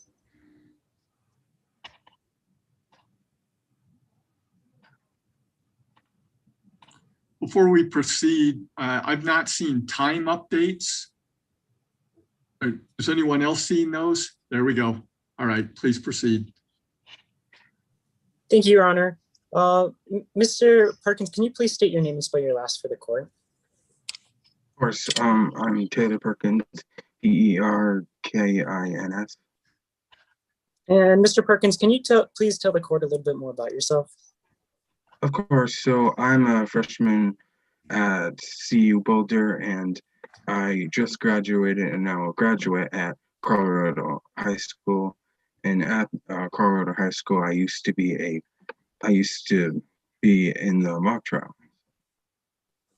And Mr. Perkins, can you please tell the court a little bit more about this mock trial team? So this mock trial team, it was a good team.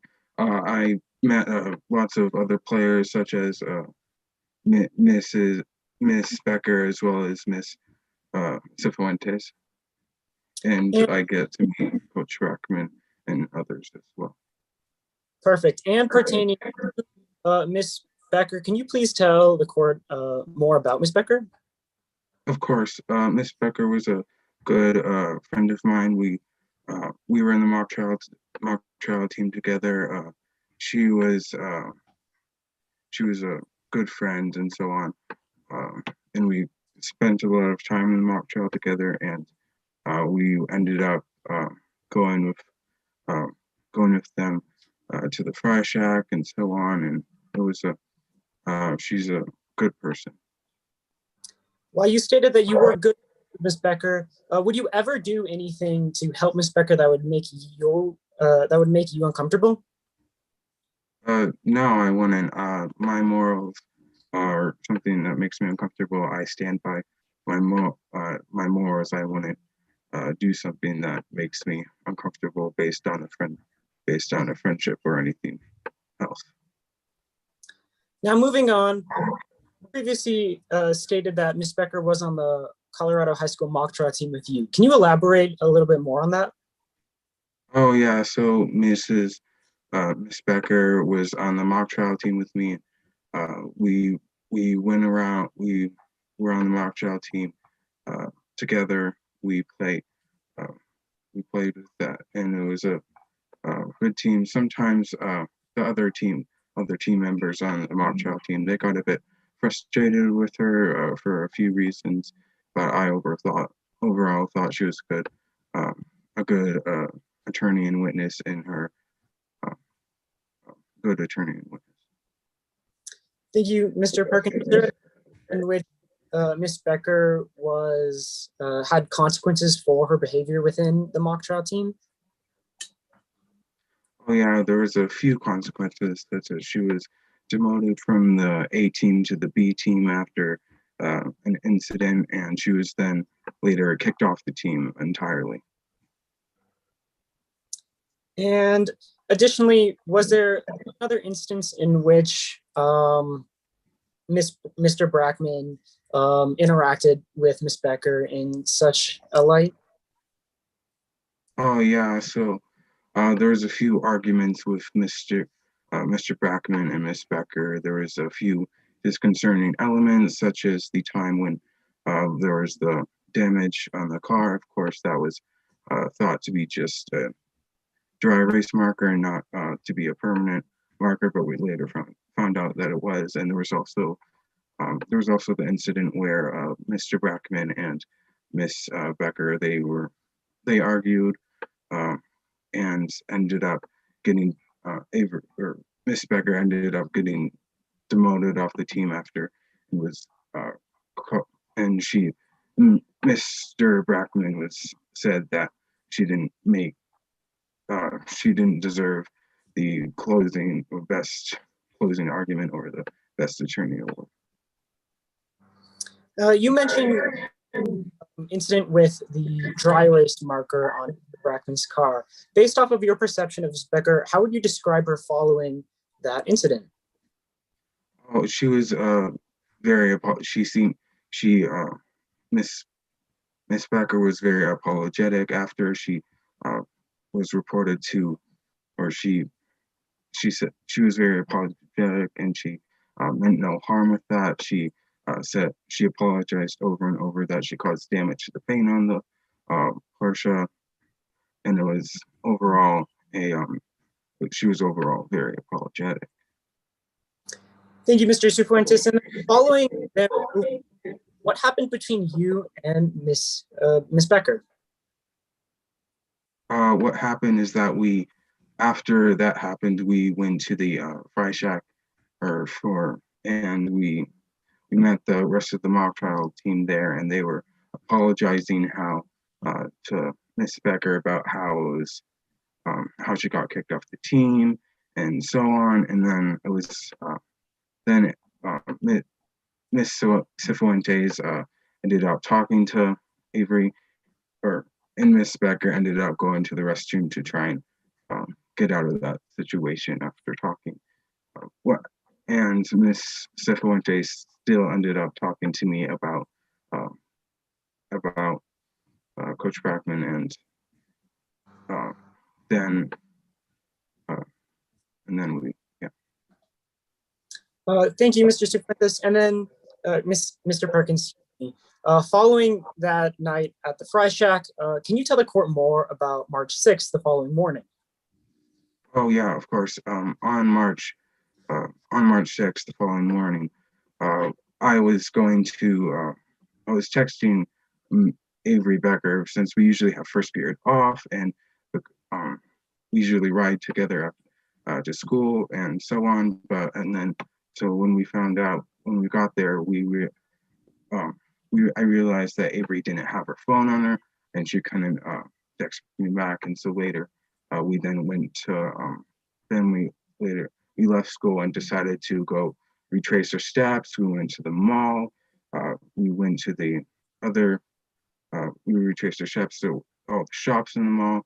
And then we later went into the Fry Shack the late afternoon to see and talk to the afternoon shift staff.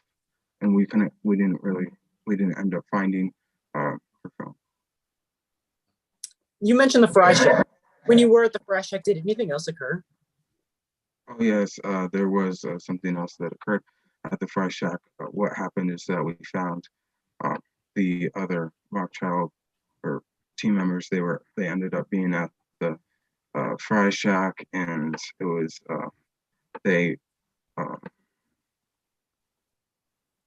sorry, I'm forgetting. I forget. No worries. Excuse me, sorry. No worries, Mr. Perkins. Was there any information that the mock trial team that you saw at the Fry Shack, did they disclose any information to you? They didn't disclose any. Sorry, I can't remember. No worries. To clarify my question, did the mock trial team disclose any information on the state of Mr. Brackman at the Fry Shack to you? Oh yes, I remember that. They ended up going to the Fry Shack because they left the meeting, or Mr. Brackman, the coach, they didn't end up showing up, so they left the meeting and ended up going to the Fry Shack instead. Perfect. Thank you, Mr. Perkins. Now, finally, was there at any point on March 6th in which you or Miss Becker stopped by Mr. Brackman's house? No. And finally, was there at any point on March 6th that Miss Becker was unaccounted for? No, Mrs. Becker was with me all day on March 6th. Perfect. Thank you. No further questions. Cross-examination, please. Yes, Your Honor. Good morning, Mr. Perkins. So, you used to be a student at Colorado High School, correct? Yes, that is correct. And during your time at Colorado High School, you were Colorado High School mock trial team, is that right? Yes, I was on the Colorado's. I was on the mock trial team. Yeah. And you were best friends with a fellow student on that mock trial team named Avery Becker, correct? Yes, I was friends of Mrs. Becker. And your best friend Avery Becker is the one that convinced you to do mock trial in the first place, is that right? I would have probably wouldn't have gone to mock trial if Miss Becker wasn't on it. She did convince me to go on to onto the team. And both you and Avery Becker were on the same mock trial team, right? Yes, you're on the same mock trial team at Colorado High School. So both you and Avery Becker had the same coach, Coach Mackenzie Brackman, correct? Yes, Mr. Brackman was our coach at the Colorado High School mock trial team. Now, you were present at the practice where Avery got demoted down to B team, correct? I believe so, or yes, I was there. I was present. And the reason for Avery being demoted was due to her lack of preparation for the practice, correct? Yeah, she was demoted to the B team because she was considered not to have enough practice, and she was a bit sometimes late on the theme. Now, in response to Avery's demotion to B team, you decided to step down so that Avery could get her spot back on A team, correct? Yeah, so she was deserving of being on A team. She was one of the best attorneys and witnesses there. I felt it was good to step down in order for. I thought it was ideal to step down to just yes. Now, you were not at the practice where everything between Avery and Coach Brackman blew up. No, I was not directly at the practice when that happened. Although you heard everything that happened from Avery. Yes, I did. So Avery told you that she wrote Worst Attorney Award on your coach's beloved car? Yes, she did end up writing that on the coach's car, but she thought it was a dry erase marker, not a permanent marker, and she was really apologetic and regretful of doing that. And Avery tried to apologize, but she was kicked off the team by Coach Brackman. Yes, she did try and apologize. However, she was not able to come back on the team. Now, the Thursday evening Avery tried to apologize to Coach Brackman. She then went to your house, right? Yes, she did come to my house. And you guys just played video games and hung out? Yes, we played on our phones for a while. Both you and Avery then went to the Fry Shack, correct? Yes, we did. And at the Fry Shack, the entire mock trial team was there? Yes, most of the mock trial team was at the Fry Shack. Is it true that one of the mock trial members at the Fry Shack was Alex Cifuentes? Yes, Mrs. Cifuentes was there at the Fry Shack. And is it correct that at the Fry Shack, everyone was telling Avery how unfair it was that Coach kicked Avery off the team, even Alex Cifuentes? Yes, that is true. And due to that, Avery stormed off to the bathroom? She went to the restroom after talking with some of the other team members, such as left her phone behind when leaving the bathroom. Yeah, she couldn't. She wasn't able to. We weren't able to find our phone or her phone after when we went back or once we left as well. So you don't know for sure if she had her phone or if she didn't? She didn't have her phone there when we left. she didn't have her phone, and I can verify that from the next morning when I was trying to contact her to ride to first period, and she wasn't able to respond. Thank you, Your Honor. No further questions. Redirect. Briefly, Your Honor. Mr. Perkins, why did you step down from A team? I stepped down because I thought it was important that Avery was still in the mock trial team because she was a better attorney and better witness than me. Thank you, Mr. Perkins. Additionally, to clarify, you spent, how did you spend March 6th? I spent March 6th with Miss Becker looking for her phone all day, going through the malls, retracing her steps in the stores, and so on. So, Mr. Perkins, how would you describe your certainty that Miss Becker did not have her phone? I would say I'm adamant that Miss Becker didn't have her phone on it, as we were looking for it all day on March 6th. Perfect. Thank you. No further questions. Is there any recross? No, Your Honor. All right, this witness may be excused. Defense, do you have another witness? Yes, Your Honor. The defense would like to call Professor Blake Van Owen to the stand. All right, the witness has been sworn in already. Please proceed. Good morning, Professor. Would you please state your full name and spell your last for the record? Certainly. My name is Blake Van Owen, last name VanOwen. And what's your relationship with this case, Professor? I was put on as a consultant for the defense side of the case in order to review the police detectives and the crime investigators' work on the prosecution side. And how did you document your work with this case? I have a report containing all the findings that I found in my review of this case. And as a private investigator, what job experience do you have? Well, firstly, I worked with the police for about 9 months, and then I'm also a professor in which I teach about the police practices in social justice, and I also have expertise in crime scene reconstruction, police tactics, and cell tower analysis. And just for clarity, would you explain why you decided to leave the police department? I had left the police department because, unfortunately, in my youth, I had used a method that was harmful against a woman of color, and that is something which I deeply regret, which is why I've taken to reviewing police practices and advocating for social justice now. And what educational experience did you pursue after you left the police department? That is where I got my professor title in the police practices in social justice, which I now actively teach. And do you have any previous experience as an expert witness in court?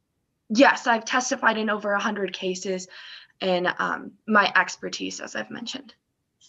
Your Honor, at this time, the defense would like to admit Professor Van Owen as an expert in crime scene investigation and crime scene reconstruction. Do you have an objection or voir dire? Yes, Your Honor, brief voir dire. Go ahead. Professor, did you receive any additional education in the field of cell phone tower analysis? I've received that practice in just general police training and also in my own study of police practices. But you have no formal certifications in cell phone tower analysis, is that correct? I can't provide you a specific course that I used for this, but I can tell you that I am an expert in it, and I have testified in over 100 cases, and I know that I am an expert in this. But just to reiterate, you do not have a certification in cell phone tower analysis. I cannot provide you the exact classes that I took to show as certification in court today, yes. And you teach a class in police practices, is that correct? Yes, and social justice. But you yourself were only a police officer for 9 months? I have that experience for 9 months, but then I've also dedicated the time in my professor while going to school to study the police practices more in depth, which I would argue gave me a better perspective onto police practices than just being an officer for a longer period would have. Thank you. Your Honor, at this time, I object to Professor Van Owen being entered as an expert in police practices due to her lack of experience and formal education. Permission to respond, Your Honor. Well, this objection is ungrounded because my witness has testified that she has extensive experience and is qualified as a professor by a university. I did not attempt to admit her as an expert in police practices or cell phone tower reconstruction. I attempted to admit her as an expert in crime scene investigation and reconstruction. Your response, Your Honor. Yes, you may. I believe, my apologies, but crime scene reconstruction and analysis falls under the field of police practices. Permission to respond, Your Honor. You may. Crime scene reconstruction and investigation goes not to her experience as a police officer, but her current occupation as a private investigator, of which she has testified in over 100 court cases, making her extremely qualified to be an expert in our court today. Right, I'm going to overrule the objection based on the witness's testimony about their knowledge, training, and experience. And the prosecution may inquire further about those elements on cross-examination. So the witness will be admitted as an expert in crime scene investigation and reconstruction. Please proceed. Thank you, Your Honor. At this time, my co-counsel, Ms. Armijo, will share her screen to display Exhibit 20, if that's all right with you, Your Honor. Yes, and I may nod my head. I don't know if you can hear, I've got somebody jackhammering on the building or outside, so I'm gonna stay on mute as long as possible. All right, thank you for letting us know, Your Honor.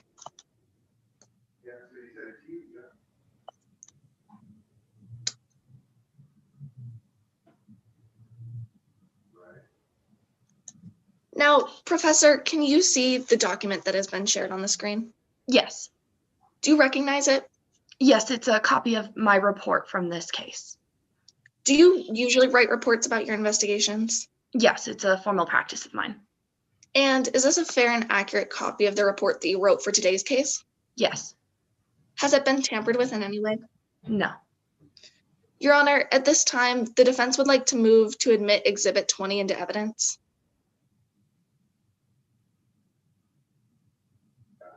Objection? Yes, Your Honor, I object to hearsay as it's an out-of-court statement. Permission to respond, Your Honor. You may. Under 8036, this is a business record that Professor Van Owen has testified to routinely keeping in her work as a private investigator. Do you have a response to that? I sustain my objection, Your Honor. I stand by my objection. Sorry. I believe it is hearsay, but I also believe it's a business record, so I'm going to allow it to be admitted. Thank you, Your Honor. Now, Professor, can you tell me a little bit about how you conducted your report? Absolutely. I go through my report by simply reviewing the police's report in the first place because I don't have to draw conclusions from the crime scene. I'm not the one that's investigating the crime scene. I'm investigating the police's work on the crime scene, and I'm seeing if I concur with the conclusions that they found or if I found faults in it. So in this investigation, I went through Kyle Kuzak's work and that of also the detective in order to see if I agreed with their conclusions. And did you? No, I actually found that their investigation was highly faulty and it had lots of mistakes and error that should not have been in a murder case trial. And I find that the reconstruction that Kyle Kuzak came up with was entirely unbased. And Your Honor, I ask that counsel lay more foundation for her witness to make these claims. Permission to respond, Your Honor. I was just inquiring generally, did she agree? And I intended to follow up with questions about how she came to these conclusions. Well, I think the answer was summary and part of the witness's opinion, which can be explored on cross-examination. So I'll allow it. All right, thank you. And at this time, I would also ask that my co-counsel stop sharing their screen so that my witness can speak to the document themselves. Thank you. Now, what did you find in the investigation that led you to these conclusions, Professor? Well, starting from the top, we have the beginning, which is the knife.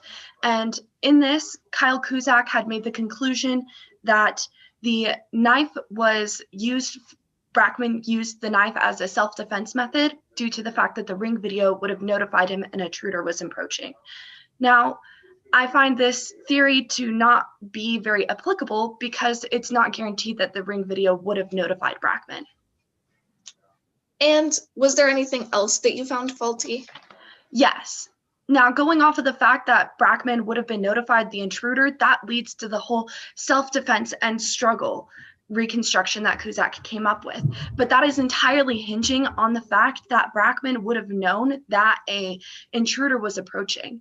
And I find that just because there was a scuff mark, as Cusack mentioned, and there was a knife missing from a knife block and a plate missing, does not mean that Brackman actually knew the intruder was coming and there was a scuffle. In my analysis, I found that it was actually more likely that the intruder approached Brackman and stabbed him from behind. And in your expert opinion, how do you feel about the prosecution's claim that Miss Becker committed this crime? I find that there's not enough evidence to commit Miss Becker of this crime because the points that they used were the fact of the cell tower analyses, which again have way too much margin of error to be conclusive, and also the struggle that they had included in the crime scene reconstruction. And both of these theories I find are just theories without enough evidence to support them. And when you say that there's a lack of evidence, what sort of evidence are you referring to that is missing? Well, they were going off of entirely circumstantial evidence, which I've provided ways that they are different from how Cusack was claiming. For example, with how the knife was stabbed, the Cusack claimed it was from the bear hug style, which would have just been frankly way too hard for a young teenager to do, a young teenage girl.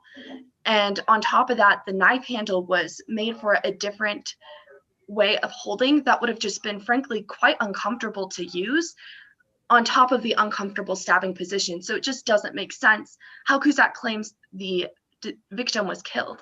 So then there's a lack of evidence in terms of the struggle, on top of there being no conclusive evidence forensically that it was Avery.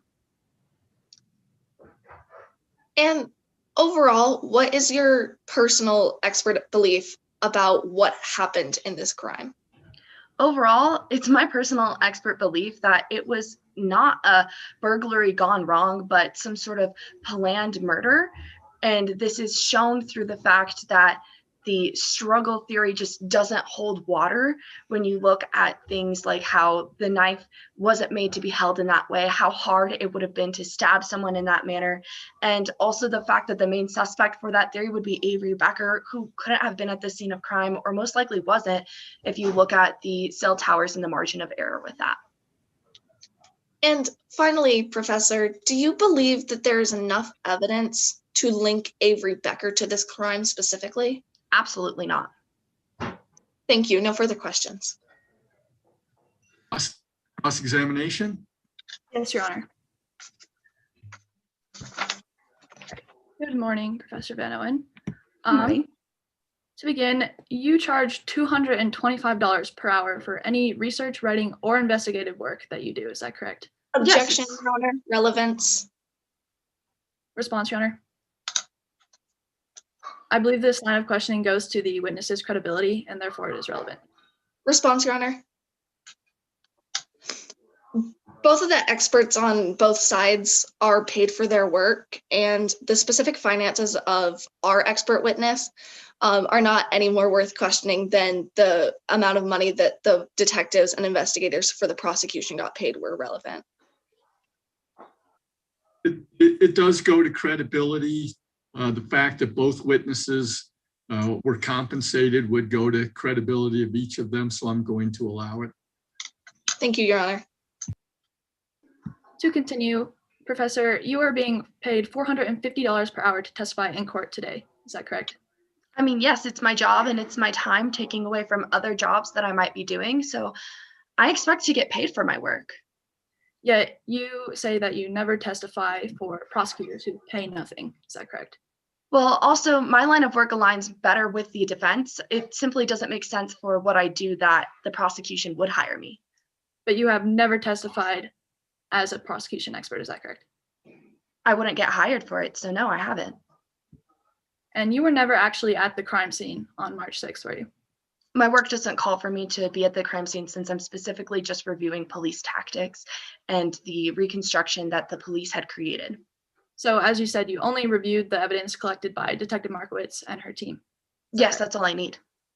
And you would recognize these evidence, pictures, and such, correct? If you saw them? Yes, that's what I used to review. Now, Exhibit 3 has already been entered into evidence. I ask that our technician please present Exhibit 3.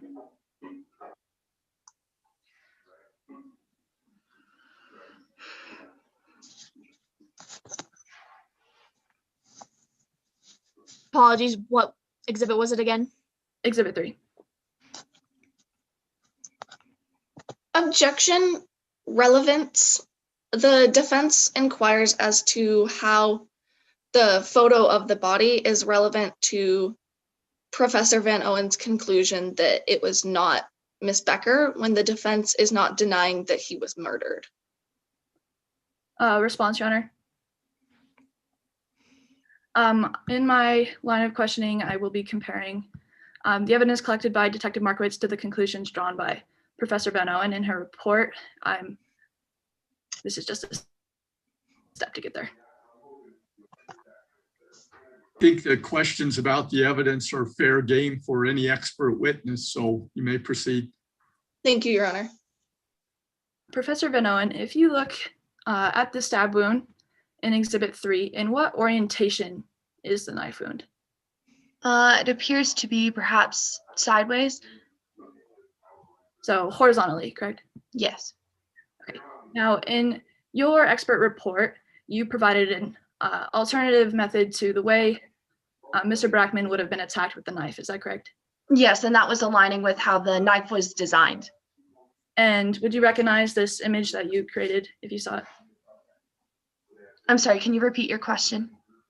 The alternative method for holding the knife that you talked about in your expert report, would you recognize this image?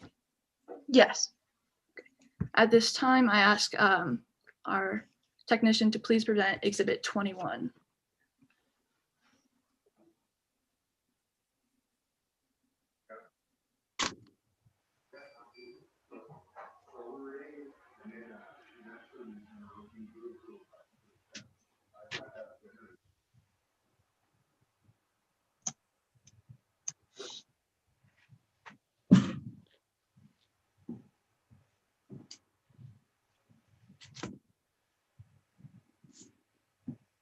Now, Professor, would you please describe what Exhibit 21 is? It's a photo of how I described the knife would be held.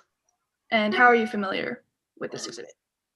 I'm familiar with it because it was my way of describing how the knife would have been held in my opposite theory to Cusack, my opposite conclusion. Sorry. Is this a fair and accurate portrayal of your description? Yes. Your Honor, at this time, I move to enter Exhibit 21 into evidence. Response? No objections. Exhibit 21 is admitted. Professor, this is how you believe the assailant to have attacked Mr. Brackman, correct? This is how I believe the assailant would hold the knife, yes. And in what orientation is the knife held in this picture? In the photo, it's held in the vertical manner, but the point that I was more specifically making, I believe, with this is that it would be held in the backwards grip. I wasn't necessarily talking about orientation. This was probably just to have a very clear view of the grip. Just to be clear, This knife is being held vertically, correct? In this photo, yes. And the knife wound, as shown in Exhibit 3, was shown horizontally. Right. Thank you. And you believe, at this time, the technician can stop sharing their screen. You believe the investigation done by Professor Markowitz and her team to be correct? I mean, to be rushed, is that correct? Yes, I mean, there's many points that we could find faults in their investigation. And in your affidavit, you point to Blair Rollins to be an alternative suspect in this case? Yes, it just makes much more sense than Avery Becker. Did you pursue this lead at all or collect any evidence that would point to Blair Rollins in this case? Well, my job on the defense is not to bring Blair Rollins to trial, but rather to prove that it wasn't Avery Becker. Blair Rollins was just a point to the police department in an aspect that they should pursue after this wild goose chase with Avery Becker. Thank you. No further questions, Your Honor. Any further questions from the defense? Briefly, Your Honor. Professor, why do you work for the defense? I work for the defense because, frankly, that's the side that will hire me with the expertise and what I provide. I mean, the prosecution already has the police department. Why would they need to hire me? And on top of that, I find that the cases that interest me and my beliefs are most likely usually on the defense side. And when you reviewed the police's evidence, were you able to examine all of the evidence they provided for you? I was able to, yes. And regarding the line of questioning about Exhibit 21 with the knife, do you believe that, was it your assertion that the knife had to be held exactly in that direction, or why did you present the photo in that way? The photo was presented in that way so I could show that the knife would have been gripped in that opposite manner than you usually hold a knife due to the grip of the knife itself, which would lead to my conclusion that it wasn't Brackman, that it wasn't the bear hug style in which Brackman had died. And therefore there wasn't a struggle. And so it wasn't necessarily to show that this was exactly how Brackman was stabbed, but rather this was how the knife was held in the grip, not necessarily angles or anything like that. And when you say that, do you mean that the wrist could be oriented in different ways, not just vertically? Absolutely. I mean, when you're stabbing someone, there's a little bit of room of variance, even if you're holding the knife in one direction to start with. And it was mentioned that you didn't pursue Blair Rollins as a suspect. Can you explain to the court why? My job when I was hired for the defense was to examine the investigation of Avery Becker and to find if that was faulty in any way. So that's what I did. I went through the investigation of Avery Becker and I found the faults that the police had with that investigation. And within doing that, I found that Blair Rollins would have been a much better suspect and fair suspect than Avery Becker. I didn't pursue it because my job wasn't to convict Blair Rollins, but rather to prove the innocence of Avery Becker and to find the fraudulence within their investigation, which is why I did not pursue Blair Rollins. And regarding Avery Becker specifically, what were your final beliefs about that? Avery Becker should not be convicted of this crime because there's simply not enough evidence to align with such a conviction. Thank you. No further questions. Any recross? No, Your Honor. All right, may this witness step down, prosecution? Yes, Your Honor. All right. Does the defense have any further witnesses? No, Your Honor, the defense rests. All right, is the prosecution ready to present a closing argument? Yes, Your Honor. You may proceed. May it please the court, Your Honor, ladies and gentlemen of the jury. Hot-headedness and cold-blooded revenge are the only things that should come to mind when you hear the name Avery Becker. Her anger and betrayal illustrated today allowed my co-counsel and I to prove to you beyond a reasonable doubt that Avery Becker is guilty of both Count 1, murder in the first degree, and Count 2, burglary of a dwelling in the second degree, meaning that Avery Becker unlawfully, felonishly, and knowingly entered in the dwelling of Mackenzie Brackman with the intent to commit therein the crime of criminal mischief, and during the furtherance of that crime, the death of Mr. Mackenzie Brackman was caused by anyone. Your Honor and members of the jury, I would like you to direct your attention to jury instruction number 7, in which it is indicated that as the prosecution, we do not have to prove the intention for murder from Avery Becker, but just the intention of break-in and vandalism that occurred, and that in result, the death of Mr. Brackman was caused by anyone. You have all heard the details of Mr. Brackman's death in court today, how an attempted break-in went wrong and he was unfortunately found stabbed in the back within his own home.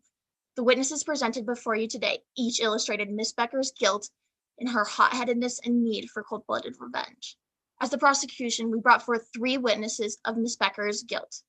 Kyle Kuzak was the expert crime scene reconstruction investigator who laid out the details of the break-in and abrupt death of Mr. Brackman. She illustrated to you all that it would take someone of great knowledge of Mr. Brackman and his daily routine to have committed this crime against him. In addition, since the murder wasn't premeditated, it would take someone with a hot head, such as Miss Becker, to struggle with Mr. Brackman and stab him with a knife from within his own home when the original intention was just vandalism. Moreover, the second witness, Detective Jordan Markowitz, used her expertise in phone technology to indicate Avery Becker was en route to Mr. Brackman's house on the night of the murder. She further elaborated on the hot-headedness of Becker and how she was acting in cold blood when she broke into Mr. Brackman's house with the intent of vandalism. However, she never got the chance to actually take or destroy anything after being interrupted by Mr. Brackman. She also isn't biased or paid for her expertise such as the defense's witnesses are. Finally, Alex Cifuentes, a senior on Mr. Brackman's mock trial team and teammate of Avery Becker, was brought to the stand. She explained that the relationship between the defendant and our victim was one of anger and arguing. She elaborated that after Avery ruined Mr. Brackman's car and was dismissed from the team, the relationship between the two reached a boiling point that involved the betrayal of each other to the point of no return. Cifuentes made it clear that Avery had a hot head when it came to arguments and cold blood when it came to revenge. Following this, the defense brought their 3 witnesses in an attempt to show Avery's innocence. But instead, they illustrated the hot-headed actions that happened in the early hours of March 6th, when she broke into her coach's home, resulting in his unfortunate death. The defense presented you with Miss Avery Becker herself. She told you of her rocky relationship with Mr. Brackman, and she openly admitted her hot-headedness when she vandalized his car, resulting in her expulsion from the team. She told you of how upset she was to be dismissed from the team, giving her motive to break in and trash his house. She also claimed that her cell phone had been taken at the Shake Shack the day prior to Mr. Brackman's death, although she had been using her phone through the duration of her time at the Shake Shack to play video games. This would make it nearly impossible for it to have been stolen at this time. She further indicated that her best friend, Taylor, has covered for her before when she was demoted to the B team. What's to stop her from covering for her again? And not to mention, Taylor is the only one that can back up her alibi, but we can't trust that he isn't lying again to help a friend. The defense brought forth Becker's biased best friend, Taylor Perkins, next, who further described the tensions between Miss Becker and Mr. Brackman due to Becker's great anger. He attempted to push the blame for the crime onto another individual, but lacked significant evidence to take the blame of the break-in gone wrong from the guilty Avery Becker. Finally, the unreliable private investigator, Blake Van Owen. He tried to break down Detective Markowitz's phone evaluation and Kyle Kuzak's crime scene analysis. Without the same expertise as these two, his claims only further proved the details of how this failed burglary went down, and making Miss Becker the most likely suspect. He also failed to pursue any other leads or indicate other suspects to anyone who would further investigate. The defense attempted to do everything they could to try and prove that the break-in was not at the fault of the hot-headed defendant, Avery Becker, but they fell short of this goal. As the prosecution, we have supplied ample evidence to prove to you Miss Becker's guilt in both count 1, murder in the first degree, and count 2, burglary of a dwelling in the second degree. Remember, as the prosecution, we hold the burden of proof, and today we did prove beyond a reasonable doubt that Becker is guilty of both charges held against her, and her hot-headedness and cold blood are the only factors left to blame. Thank you. Thank you very much. Defense?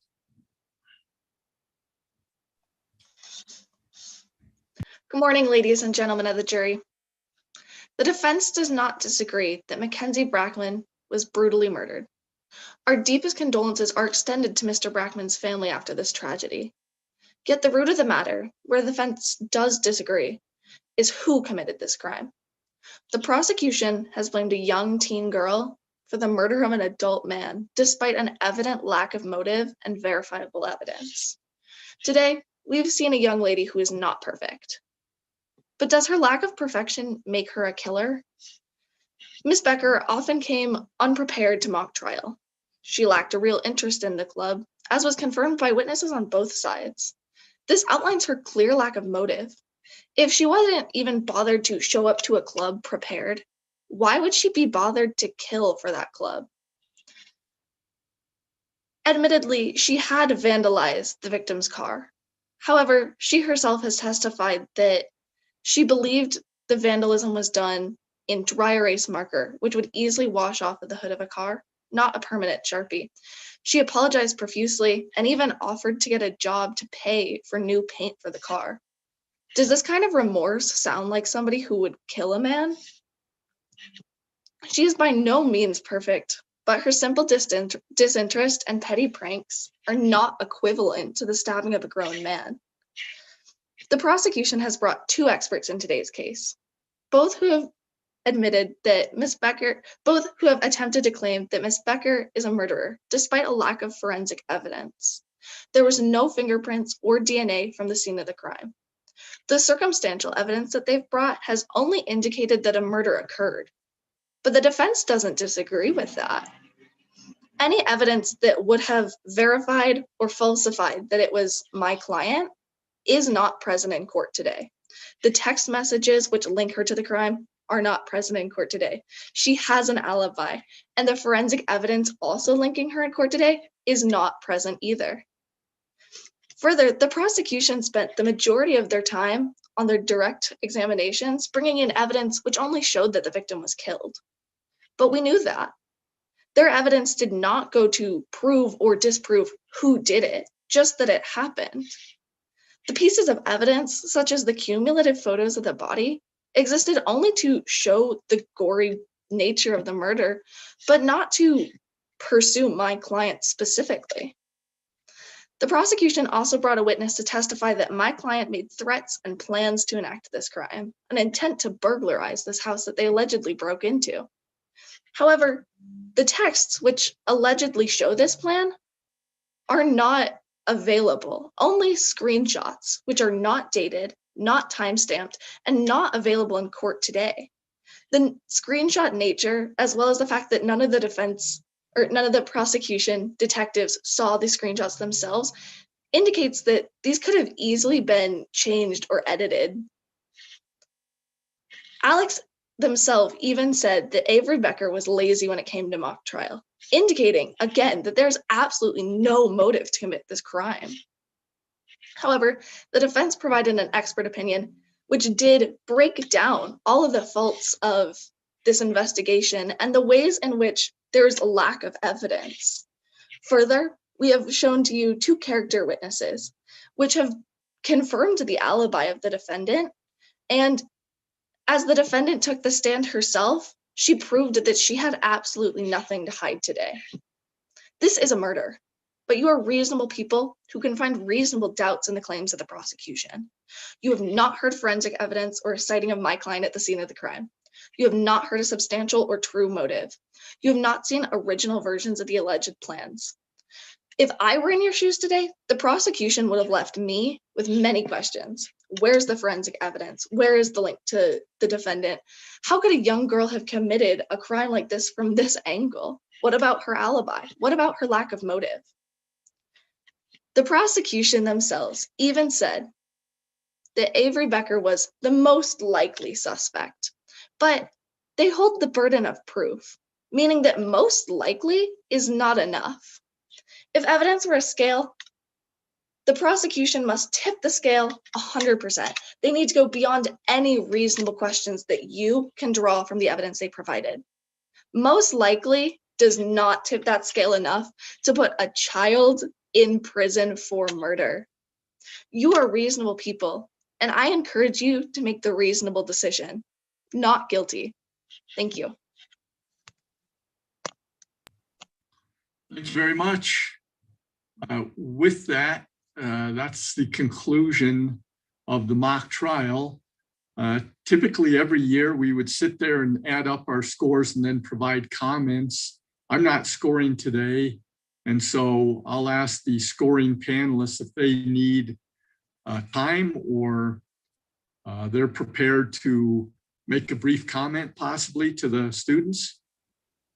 Yeah, thank you, Judge, and thanks everybody for participating. It's difficult when the students are better attorneys already than I am. So, congratulations on all your trial skills. That's great. The only thing that I would really say is I think sometimes what happens is you prepare your direct or cross-examination and then you don't listen to the answer. And I found a couple times that an answer would come out from a witness, and then the attorney would basically ask the same question. So make sure you listen to the answers from any of the witnesses, whether it's on direct or cross. But everybody did a great job, and thanks to the coaches.